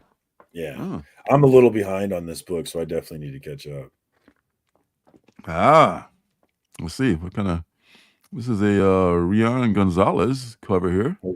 We're finally going to get some Heartless resolution, which started way back in issue 78. Is how long we've been waiting for Heartless. So, well, he has to wrap it up because people will never let him, not never live it 78. down. Actually, it was 81. It was 81. Wow, that's back when I jumped on Pro. I got a bunch of Nightwings in the collection probably from that era. Yeah, that's not. Is that Nightwing? What, a Nightwing in his old age or something? Yeah, look, Nightwing and his dog. Yeah. Oh, It's a gruffy looking Nightwing, though, right? it is, man. Who's the artist on that? That's who's this? Trisso Cons. That's a new one for me. That's an Me interesting too. style. Yeah. Well, God bless. All right, so you'll be definitely checking that out. Oh, I love that B cover. That Rian Gonzalez. I missed you showing that one. I love that. Oh, let's take another look at it real quick. I need that actually. I need that Rian Gonzalez cover. Yeah, that's cover B. Yeah, I'm getting that. I'm about to make that's sure. very cool. I'm about to get it from T-Fall right now. Yes, that's much cuter. I love Rian. I love her style. She's good. Mm-hmm. Or is it Ryan? I'm saying Rian, but maybe it's Ryan. It might be Ryan. It might be pronounced Ryan. I'm all over the place here. Ultimate X-Men, number 5. I'm a little behind on Ultimate X-Men. I've slipped behind on everything except Ultimate Spider-Man, which I'm current with. Pass. Hey, you're missing out, man. All the Ultimate books are great. Pass. Pass. Wonder Woman, number 11. I pretty much am collecting all the Wonder Woman, but I just haven't read them yet because Tom Taylor and all the covers have been awesome. People are loving this series. Like I feel FOMO for this series that I'm not on it because people are saying it's spectacular writing. Tom King's killing it on this book. So I'm going to have to go get the trades because it sounds like something I need to read. Yeah, I mean, if I could just dig up the copies of the books that I have, I could probably have the run. So I know I have one. Number 1, I should say. I probably have more issues too, I would say. This dude, Clayton Cowles, look like young Jack Nicholson. Totally. Is that just me? And Julian Totino Tedesco has been coming up with an awesome cover. I've got several of their covers. You to say. Not really. Oh, that is a nice one. Another nice one. Looks like Union Jack flying in the background. So she got a British costume now as well. That's cool. I like that. Hey, oh my goodness. This is America, by God. America. Love it or shove it. By God, nothing but the tide. Oh, sorry. Roll damn tide. This is don't give a piss about nothing but Tony S. Daniels is doing a much more American cover here. That's sexy. I like that. So sexy. And of course, there's a Jose Luis Garcia Lopez, the man with so many names. It's very much of a throwback to a George Perez style. Yeah, I was gonna say that's very George Perez-y. Oh man, George Perez is calling from the grave, like, dude, you're plagiarizing me. Perez, or is that someone mimicking him? It says Jose Luis Garcia Lopez. Really? So yeah, but he's just in the style of George Perez, perhaps. Yeah, I kind of like that too, man. I do too. I feel like cover whore buying that one. Don't do it. Oh, don't man. do it. See, this is why I have so many of them. I haven't read them. I could just read the covers that I've already picked up, and I would know them. Oh my God, a 1 for 25. This is I may have to get this one too because this is the same style as. It's not. Adam Hughes did one very similar to this in this very same style and Looks like a Betty something book, right? What is it? uh, Betty. Betty Spaghetti, Betty Boop, Betty Page. Yeah, very Betty very Betty, Page. very That's what it Betty is. Betty Pagey, very very Betty Pagey with those 40s shorts on. Yeah, those 40s like modest shorts. Yeah. But hey, I love the style. I love the style, and it's an absolute power tie-in. So there you go. All right. What else? You know what? I think I'm gonna have to drop. Among the things I'm gonna be dropping is like the Hulk, Incredible Hulk, because What? I like it, but I haven't read it in a while, and I need to make some Hey, cuts. baby, come I, on. I know I'm gonna have to. I mean, nothing against this. It's been okay. There's been some, but it's just been just okay. They're taking some hiatuses, and I need to cut my. It's only $3.99. Those $3.99s add up, though, man. They do add up. I'm gonna stay on that one for a while. Yeah, Yeah, probably till at least PKJ leaves. I'll probably stay. yeah, yeah. That's the thing. Maybe until PKG. Okay, Destro. Have you read any of this Energon universe at all, or not even Destro? Have you not read? None of it. I'm out on Energon. For that reason, I'm out. It just seemed like a lot, right? It seemed like too much. That's what I'm saying, man. I mean, some things just have to be have to go by the wayside just because you don't have enough time or money. Enough time. Oh, we got Bobby. I've been ignoring the chat. Sorry, Bobito. Bobito's in the house. So have I. So have I. Oh my God. Yes, I'm so sorry. What's up, Bobby? Smirking Gun's got a channel. Hold on here. What's that about? Awesome. Damien shared the Smirking Gun channel. I'll jump in on that. 2.4 subs. So he doesn't need another sub, but I just gave him one. We got Tate in there with the channel as well. Where did you see that? Oh yeah. Now, yeah. I missed that comment by Tate. Yeah, he totally looked like Kevin Smith, man. I was like, is that Nightwing let himself go a little bit? Like he's not gonna be able to swing from the rooftops looking like that. Oh. All right. I'm in on Tate as well. What's up, Tate? 51 subs. Everybody sub up to Tate. Absolutely.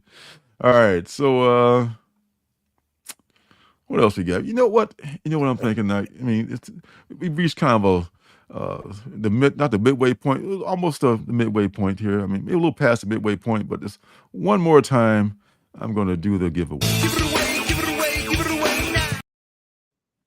You know what we're going to give away this time?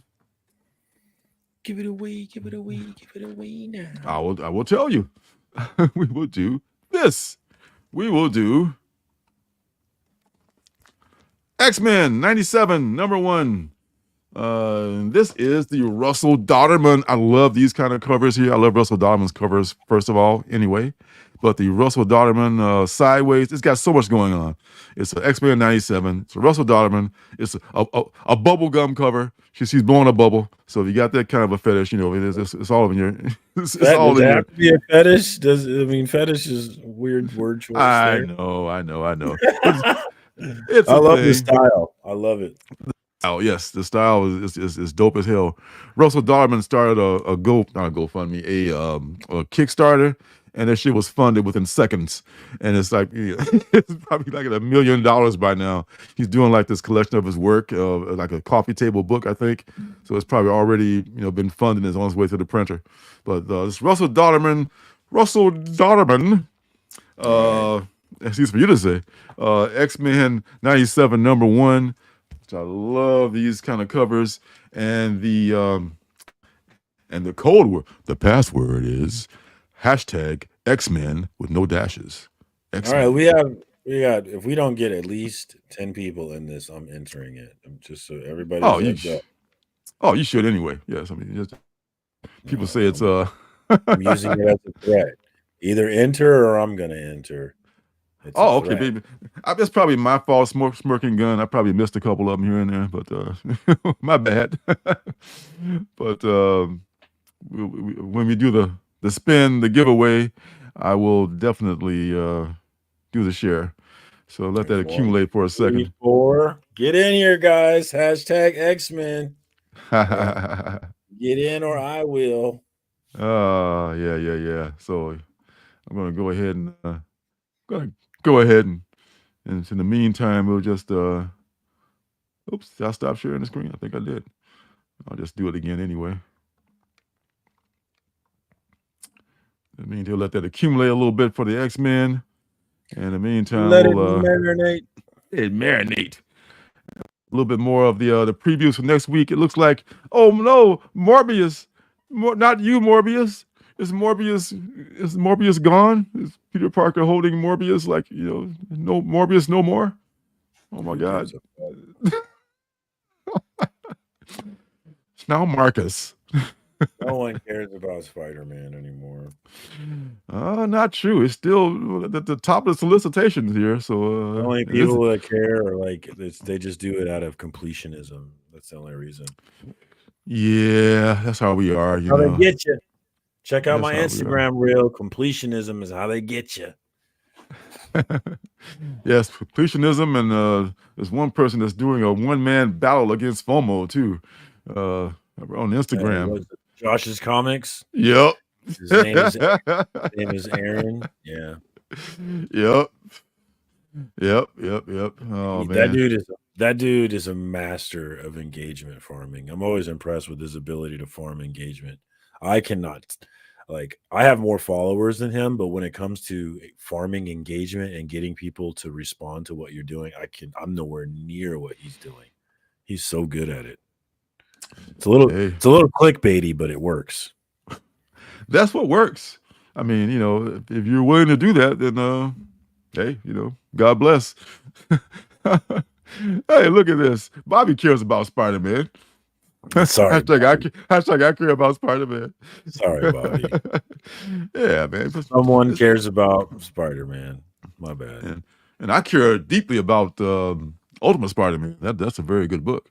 So yeah. I'm into Miles. I'm a little behind on that, but I'm into Miles. It does, doesn't it? We're farming engagement. Very much a function. As a YouTuber, Janet, you should be in on this engagement farming tactics. There's many tactics you can use, but most of it is stuff that you use to get you say and ask questions that people will respond to. Just things like that. They're gonna comment, they're gonna like, they're gonna comment, they're gonna argue in your comments about it. Just engagement, more comments, more likes, all that stuff. That tells the algorithm that you're sharing good stuff if people aren't interacting with it like that. Yeah. All right. I guess we have enough time for that to accumulate. Everybody's all set here. Oh, let me draw it again here. Clear this. Oh, stop it. Get off of It's there. pretty terrible, Tate. I collected volume 5. I came back, and that was one of the books. Like, I always wanted ASM as a kid, but I never got it. So when I came back, I was hardcore about collecting ASM, and it was that Nick Spencer run that everyone hated. And I was sure that I would not hate it. I was like, you guys are being harsh. Comic book collectors are kind of haters at times. So I was like, I'm going to read this. I'm going to enjoy it. I'm sure there's something good about it. But, man, I did not like it either at all. And Wow. I started volume 6 with Ramita. And who wrote it at the beginning? I can't remember who was writing it. Was it Zeb Wells at the beginning? I don't think it was. Maybe it was. Well, anyway, I started with them, and I just did not like it. So I swore off. I'm done with ASM. Yeah. Well, Tate, I think what Marvel's doing with the character right now is you got these ghouls that run every corporation, including Disney and Marvel. All they care about is, this is a very popular character. Let's put him out there in 5-6 different books. Let's make one of them come out 3 times a month, and let's just like milk him to death until dust comes from the teat. That's what we're just killing their cash cow by just overworking the title. And all they care about is, more means money, rather than like quality story. You just can't come up just by making it come out 3 times a month doesn't make it good. So if it's gonna be one good story a month, man. One good story. That's all I'm fucking asking for. I Oh, think there's a Spider-Boy lover. Ultimate Spidey, he grows up and has a family, right? Is that how it works there? He's already because he in that universe the maker caused him to not be bitten by the spider. So he just grew up and married Mary Jane, had kids, and all of a sudden, Tony Stark, or is it Tony Stark from the future, shows up and gives him the spider, and bam, he's Spider-Man now, grown Spider-Man. I am a firm believer that that's what they need to do in the ASM book, is they need to let him grow up like he did in the Spider-Verse movie, and they need to let him have a family with Mary Jane. They need to put a new spin on ASM. Let him be the elder Spider-Man. Let him fill that role. And I think you can tell new stories that way. I think it's so the way they should go. Yeah. I agree with Smirking. I don't read Spider-Man other than Ultimate Spider-Man, but they have such awesome covers sometimes. Like the variants, that's totally what I get. I got a bunch of Spider-Man that I don't even read, and I just love the covers. And I don't know. Oh, here's a story about Zeb Wells. He ran into Zeb Wells in his LCS a couple of years ago. It's a nice dude. He's probably a nice guy. We just working for the devil. That's all. It's not his fault. Zeb, we need 3 stories a month. Make it happen. Go ahead and hit start. You can hit start collecting comments. You can hit that now. Don't rush me. No, but that's not rushing. That's just starting. It doesn't go. There you go. I only got 7? What? So, all right, that's it, guys. I'm in. For that reason, he's in. All right. I told you if we didn't get to 10, I was strong 8. Yes, a strong 8. All right. So I guess we can go ahead and do the 10-second countdown. You guys made me do it. You made me do it. I got the first appearance of Rick Rapp, Sledhead. If that ever blows up, I'm golden. All right, so here we go with the giveaway too, folks, for the Joffrey sneaking in at the last minute. Nice. Oh, work. Number 9. Number 9. He's gonna win now. He snuck in. That's usually the way it works, isn't it? Joffrey's like, fuck this. Let me end this mess here. All right, here we go. Yeah, I bet Zeb is cool. Yeah.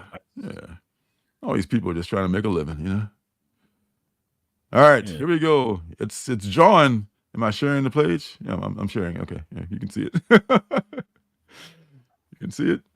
Oh, hey, congratulations! We got 2 Jameses tonight, right? To win tonight, you must be named James. So there you go.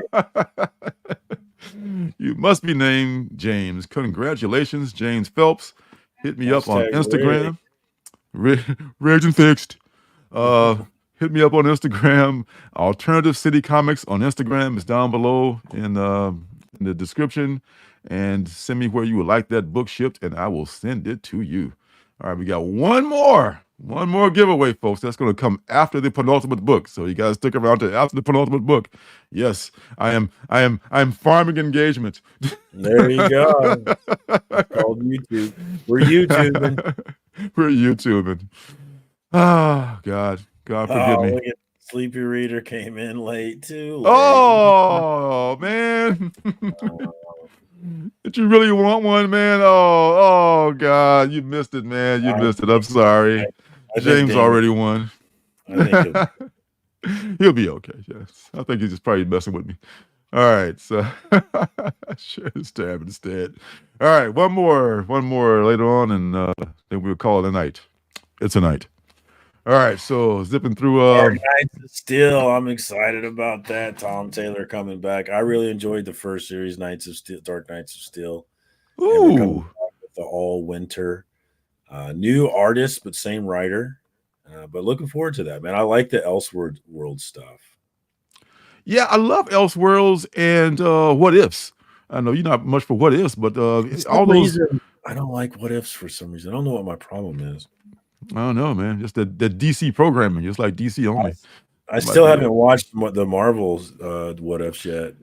Dark Knights of Steel all winter. Also, it's a new Dark Knights of Steel. Okay, I see what you're talking about. Yeah, okay. Yeah, you should watch that. That was a good series, man. But Hey, but look, Bill American Hero number 308. Yeah, nobody's reading that. Take that back. People are reading that. I'm just not reading it. What's the furthest place? I can't believe we're 19 issues into I this. know, right? That's crazy. And they said it wouldn't last. They said it wouldn't last. We had to prove them wrong. That's the best book nobody is reading. Is what's the furthest place? The furthest place from here. And Fish Flies. Fish Flies is an ongoing series. I thought it was going to be a limited series. It's still coming out. Oh, I don't know how long it's going. I'm a little behind on that one too. I think I read issue 4, so I'm probably I'm up to 4 or 5. Yeah. I know I got them all, but I'm only read to like 4 or 5. But I've loved it so far. I thought it was going to be a limited series. Maybe it was a 10-issue limited series. I like Jeff Lemire's art style. I really enjoyed May's book too. Me too. Now let's check out this Namor number 1. There've been lots of Namor reboots in the past. Should we be excited about this one for any reason whatsoever? I thought about it because the writer, Aaron's good, but Jason Aaron, yeah. Ultimately, Paul Davidson. I might Paul change Davidson's on it. I could easily change it again. Have you ordered the number 1 yet? No, I did not. I'm pretty sure I looked at FOC and I decide on these things at FOC, and I decided no at FOC, but it could change. Yes. I'm pretty sure I pre-ordered at least the A cover just for shits and giggles, just to see if it's any good. Because there's been a lot of reboots. Namor is the Wonder Woman of Marvel. They just don't know what the hell to do with him. Classic character, been around forever. They just can't work him into their universe and make it work. Even in the movie with the Black Panther, it wasn't great. It was. What I loved. Did you? I mean, it was all right. It was all right. I know a lot of people didn't like Wakanda Forever, but I actually really liked it. And man, Lupita was so beautiful. Her face is so perfect. Oh well, Lupita notwithstanding, yes. Her face. What's up, so Phil? Oh, fifth dimension. Phil, what up, Phil? I love you so. No, I thought Namor in Black Panther was dope. I enjoyed it. I want more. I hope they continue that story at some point.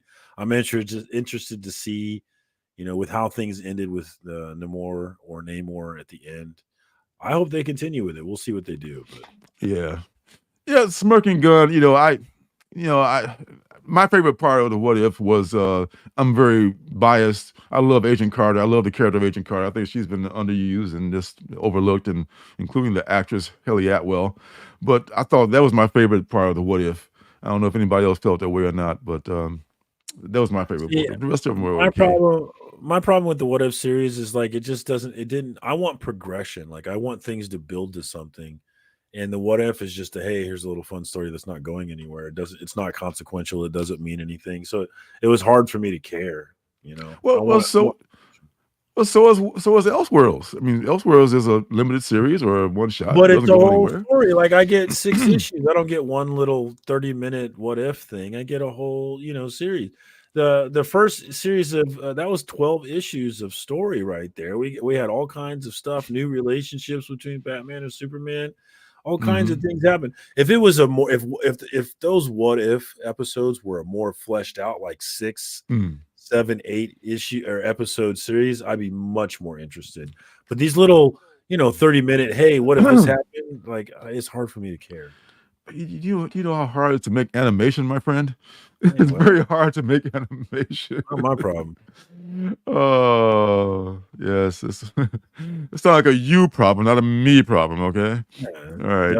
It's definitely them problem, not mine.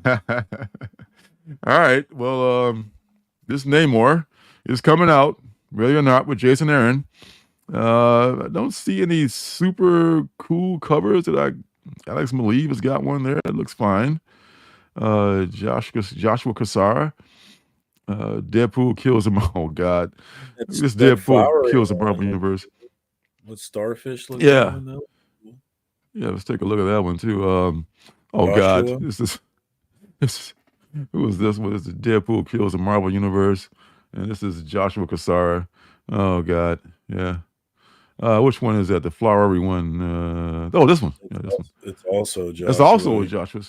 So he had double duty that month. Yeah. His name before he got fished out. Yeah. CB Sapolsky, I got to meet him at Planet Comic Con. That was cool. Yeah. Yeah. I remember you and Beckerman talking about that dude. Yeah. All right. So moving on down the list. Sorry, Roscoe. Stole your thing. Rat City. You know, I like the first one. I have not read the next two yet. I think I have the next two because they're $2.99 and they're Spawn books and they're little action movies, as I said before.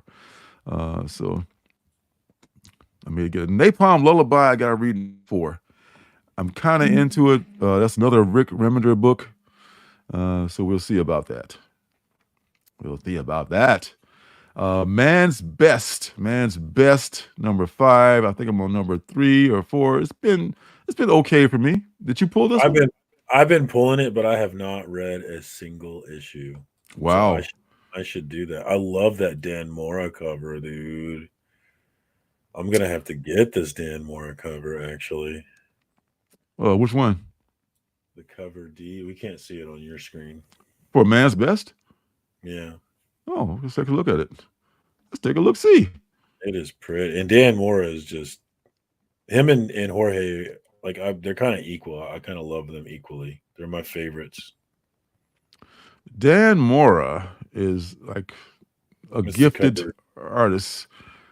Which cover one D. is it? Cover D. Oh my, it's very colorful too. Wow. Yeah, that's nice. I like that.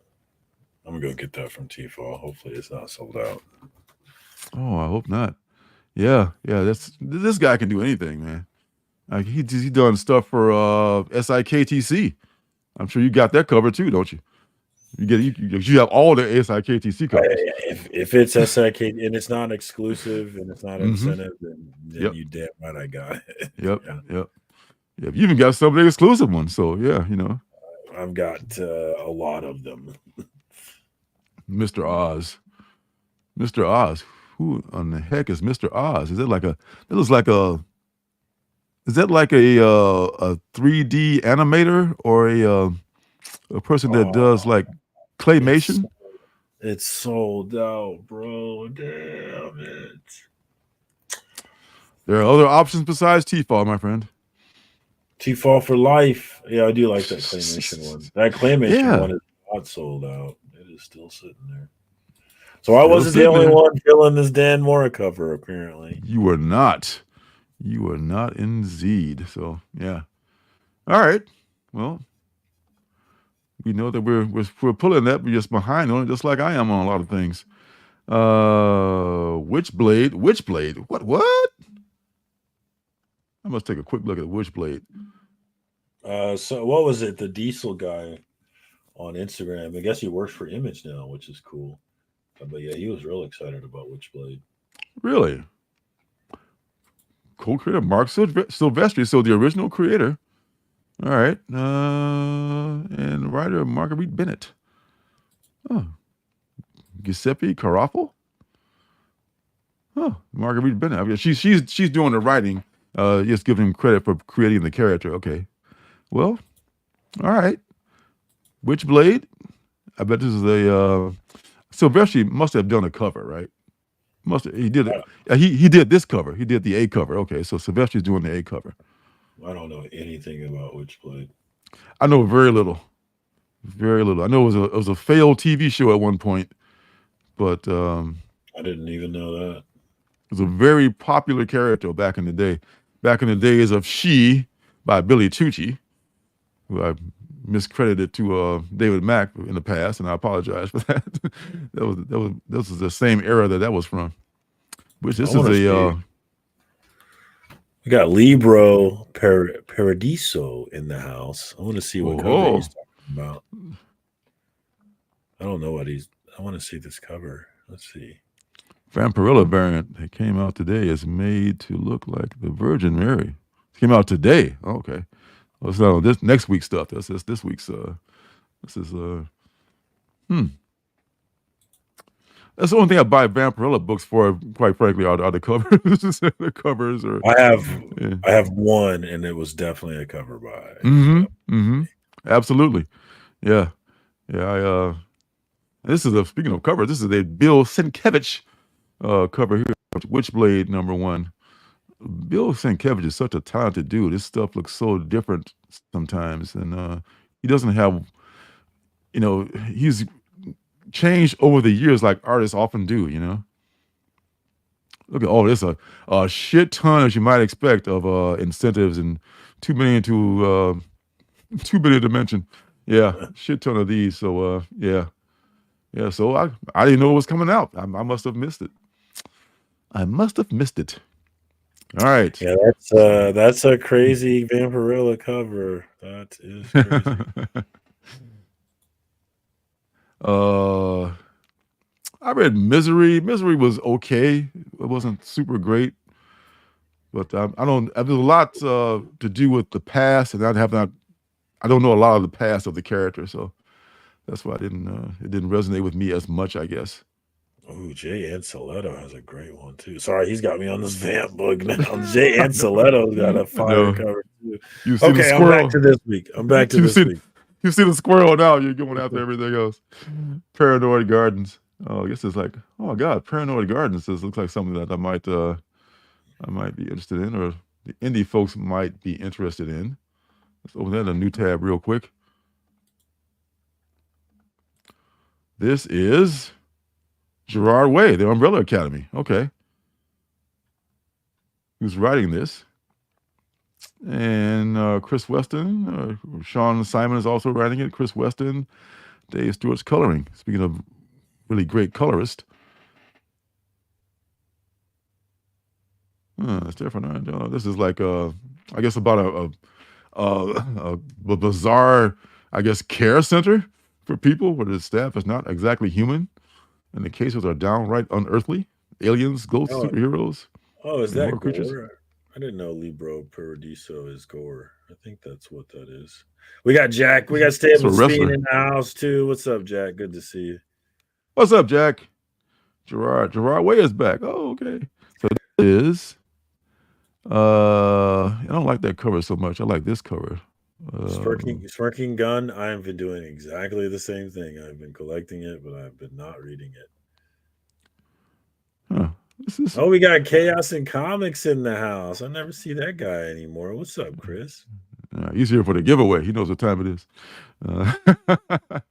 Paranoid Gardens, man. I don't know if I feel it enough to pull it next week, but we'll see. We'll see. All right. Trying to juggle lots of things with here. What's up, man? We got a facsimile.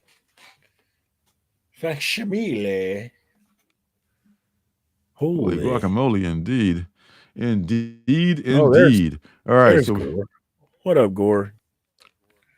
So I missed Plastic when it came. I think Plastic may be a repeat.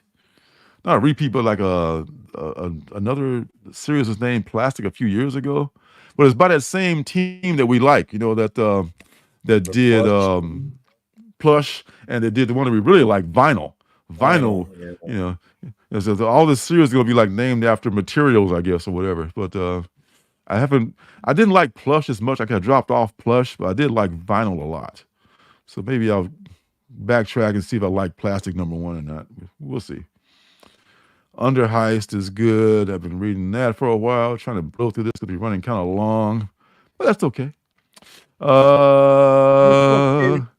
Y'all got nowhere to be, right? She love me in the morning. Mugshots #2. Thank God, man, just in time, folks. You can jump on Mugshots. Mugshots #2 is out next week. Take my word for it. It's worth a pull. It's worth a pull.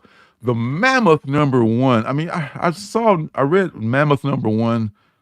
Not super in love with it, but it was all right. Just all right. All right. So, are we anywhere near the penultimate book? Are we? Let's see. You know what? It's going to be pretty quick too, because the penultimate book did not really have a trailer. So I can run through this real fast. I can actually get I like that. That Thundercats Chitara book looks kind of nice.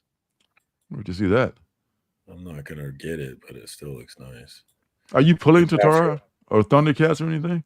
nah. I don't buy any of those Dynamite books.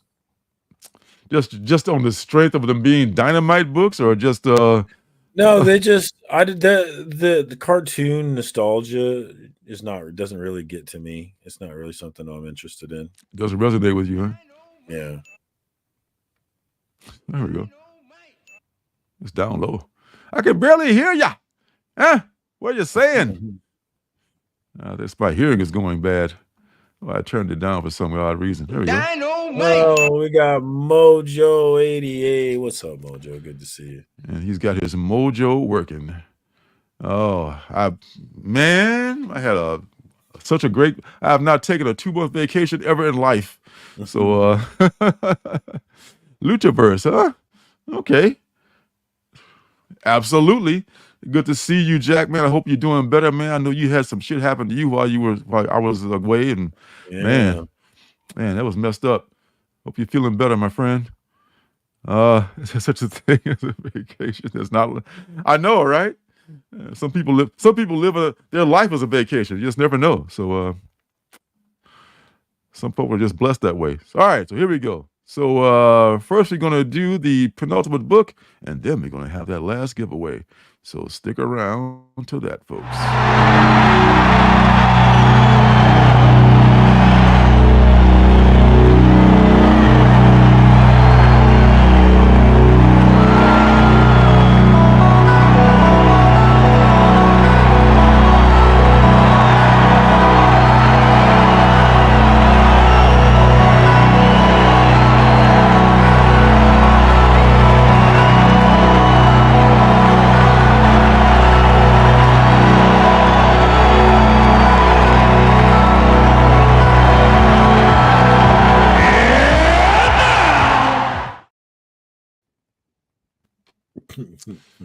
And now, it is time. Jack, you see Jack's comment. I'm sure it's something great. What does he say? You guys are going to wait 2 years to tell me. Oh my God. We thought about it. Yes. Oh, had to go to the gym. Come on, man. You can work out later. All right. Oh, they called the present because the day is a gift. Oh, man. It's true words have never been spake. Yes. And now. Very true. And now, the penultimate book this week is The Last Wardens from that great creator of comics, Mad Cave. I mean, they're coming up. They're not as big as Image, but who is? But they're coming up with some really solid content. Like, as content goes, they got lots of good content. Couldn't find any previews and couldn't find much artwork, but this is all I could find. So here's what I got.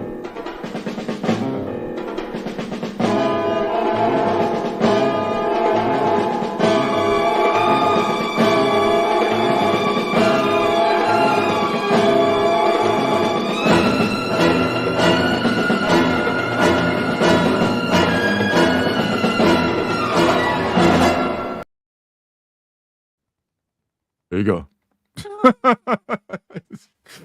Doesn't say much, does it? But hey, it looks. Yeah, Mad Cave is killing it. Mad Cave is great. Yes. All right. So let's talk about this book since we don't know much about it. With an alcoholic father and a hole in her wallet, Danielle Pryor's life in the rustic town of Bleakwood, well, that's a terrible name, Bleakwood, goes from bad to worse when her long-lost brother, that is, Bruce, returns from the Vietnam War. While Bruce is being plagued by a mysterious and monstrous mutation, he is also being hunted by an incompetent team of paranormal misfits, which leads to Bleakwood quickly becoming ground zero of a supernatural battle that forces Danielle to choose between everything she holds dear and the fate of the world as a whole. Damn. That sounds kind of deep, but I'm Mad Cave is coming up with some great stuff, so I'm pulling it, man. I am pulling it just on the strength of that. And here's a Skylar Patridge. Oops, I don't want to do that. Scholar We got Patridge. TM Nerdy sneaking in. What up, TM? Hey, Travis, what's happening? This is Scholar Patridge's B cover. So yeah, this is my pick for the penultimate book. Didn't have a lot of stuff, but hey, it's good to see you, my friend. But people have been saying Mad Cave is killing it since their first release. I do. They have. Mad Cave. Not what's your favorite Mad Cave book? Mine's Nottingham. Shit. Off the top of my head, I'm just gonna say that my favorite one is what's that one I reviewed? You stole the one I was gonna do Nottingham, but Nottingham is a good one. You're allowed to do Nottingham. We don't have to choose different ones. Monomyth was good too. That's the one that a lot of people missed. That was like a 5-issue series. I like that one a lot. But they've done a lot of good stuff though, man. I mean, it's so many. Did you see that news from Space Case? Boom Seals sold to Penguin. I wonder if that will be a good thing or a bad thing. I don't think it'll affect it either way because Penguin is a distributor. Just like I don't think it'll make it.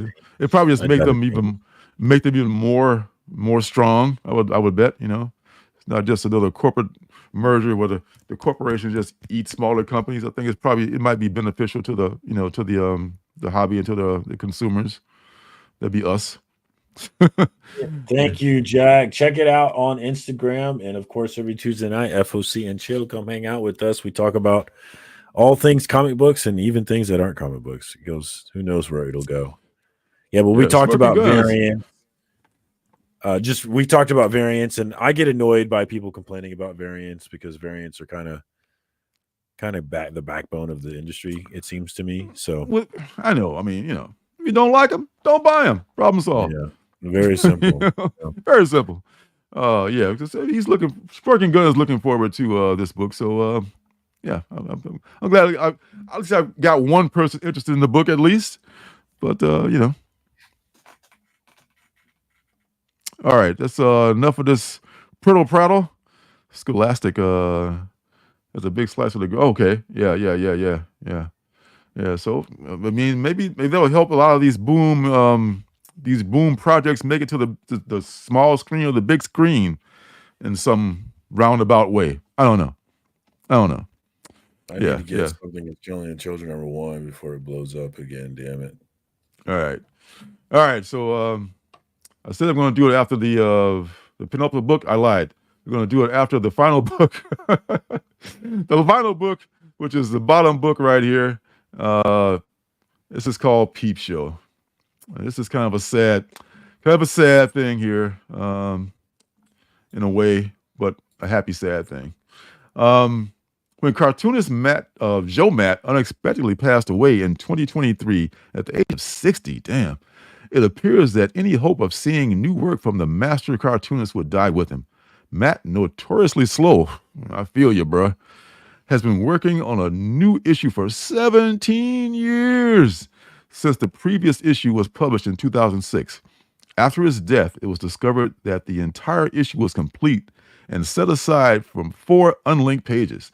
Thanks to Matt's cartoonist friends, Peep Show number 15 will finally see print and is an event worthy of celebration. The issue is quintessential Matt, as if he had never left us.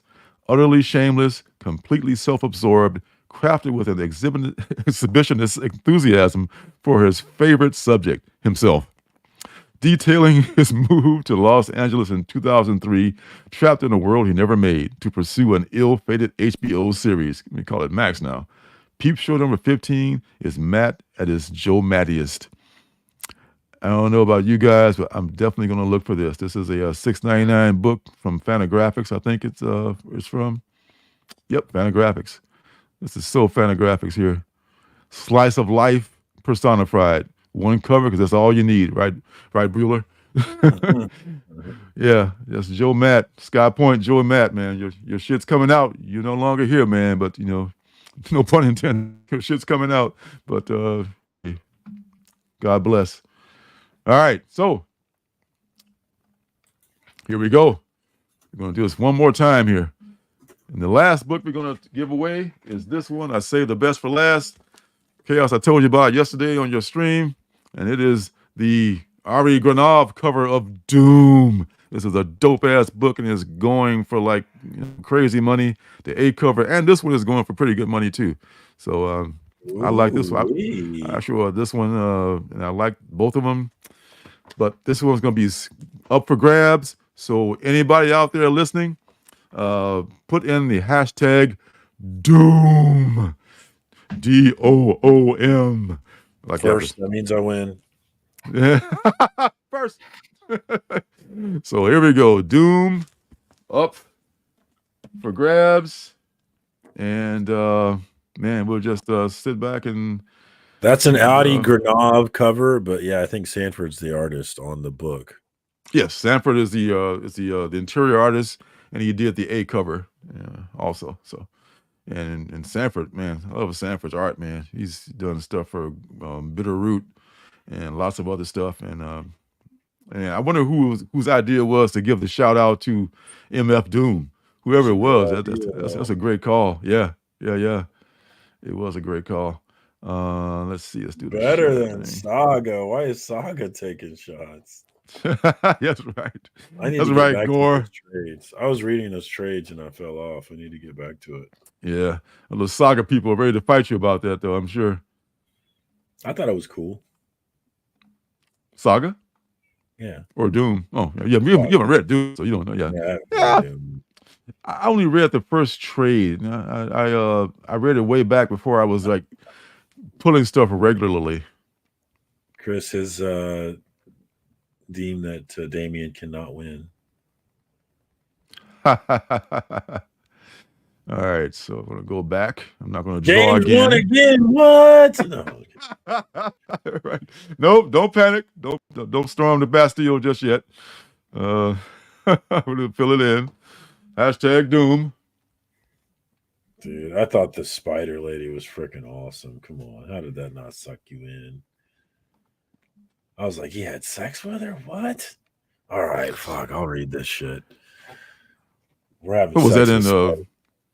In Saga? If we're having sex with Spider Ladies, count me in. Wow. Wow. Man, you truly will bang anything, won't you? Wow. All right then. Whatever floats your boat and finds your lost remote, brother. I tell you. Imagine what she could do with 8 legs, brother. Does she have 4 Bohemians? Is that the case? She has 8 legs. I bet you Core Papers and 8 Saga. Oh yeah, I think I got that one, Mojo. Yeah, I got a bunch of Moon Man covers. And I think I got that one too. Yeah, I kind of agree with you, Tate. I mean, it's kind of like, I don't see the attraction, but God bless those who love it. Oh, that's so disgusting, having sex with that Spider Lady. Just the thought of it is so crazy gross. Yeah. Hey, well, what can I tell you? Chaos will have to. Chaos, can you do a stream about your experience with spiders? That'd be great. Spider ladies. That's like, oh God. What can 8 legs do for you? Oh, that's right.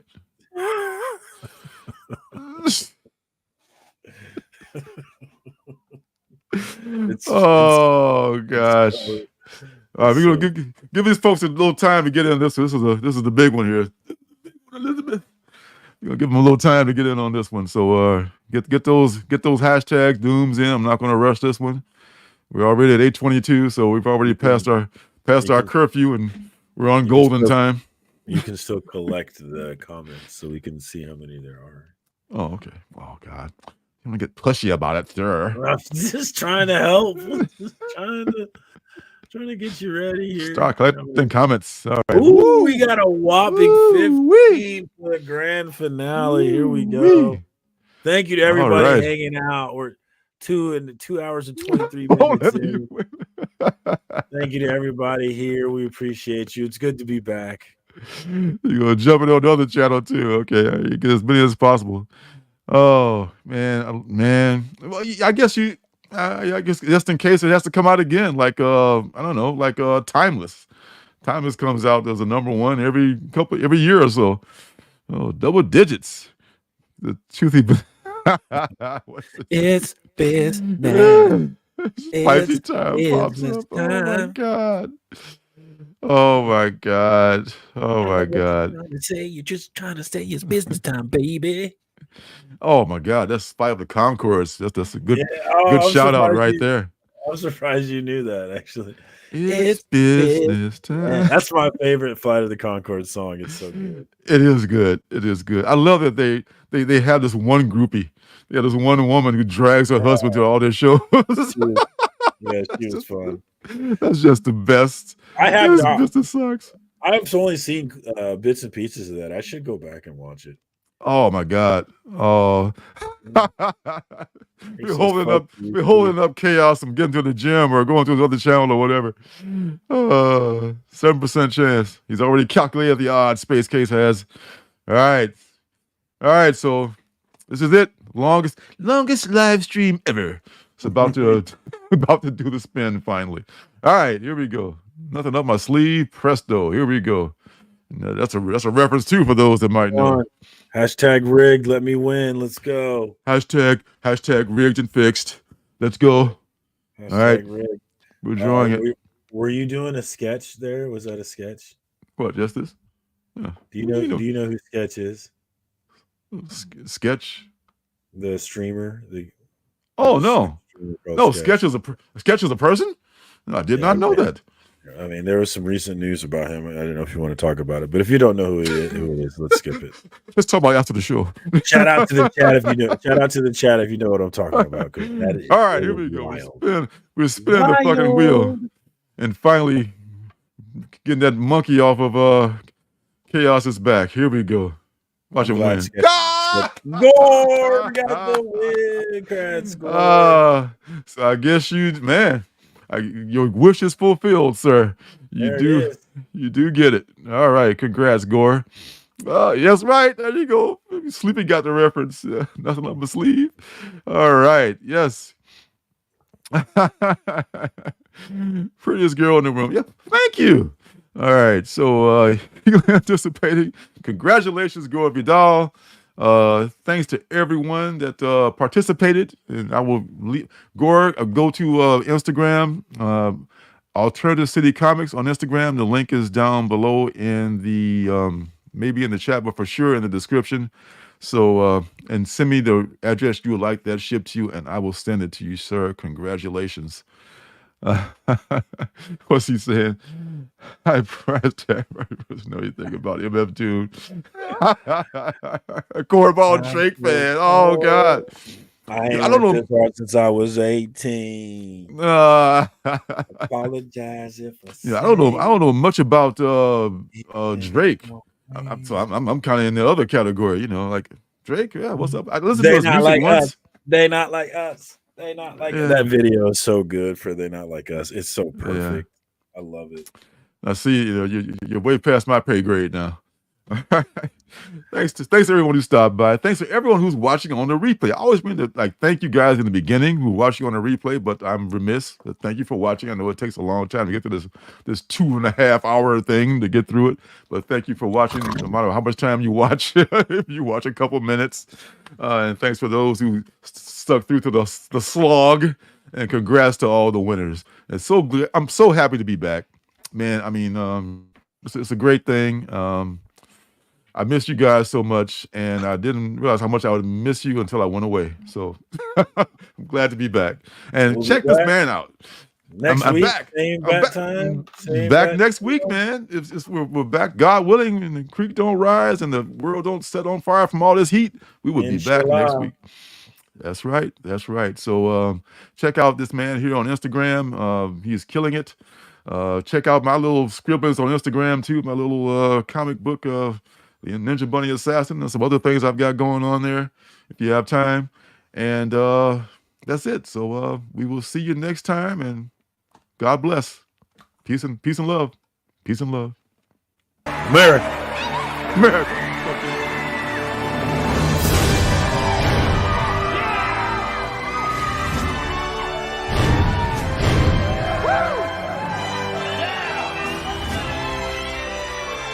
We love you, Denver!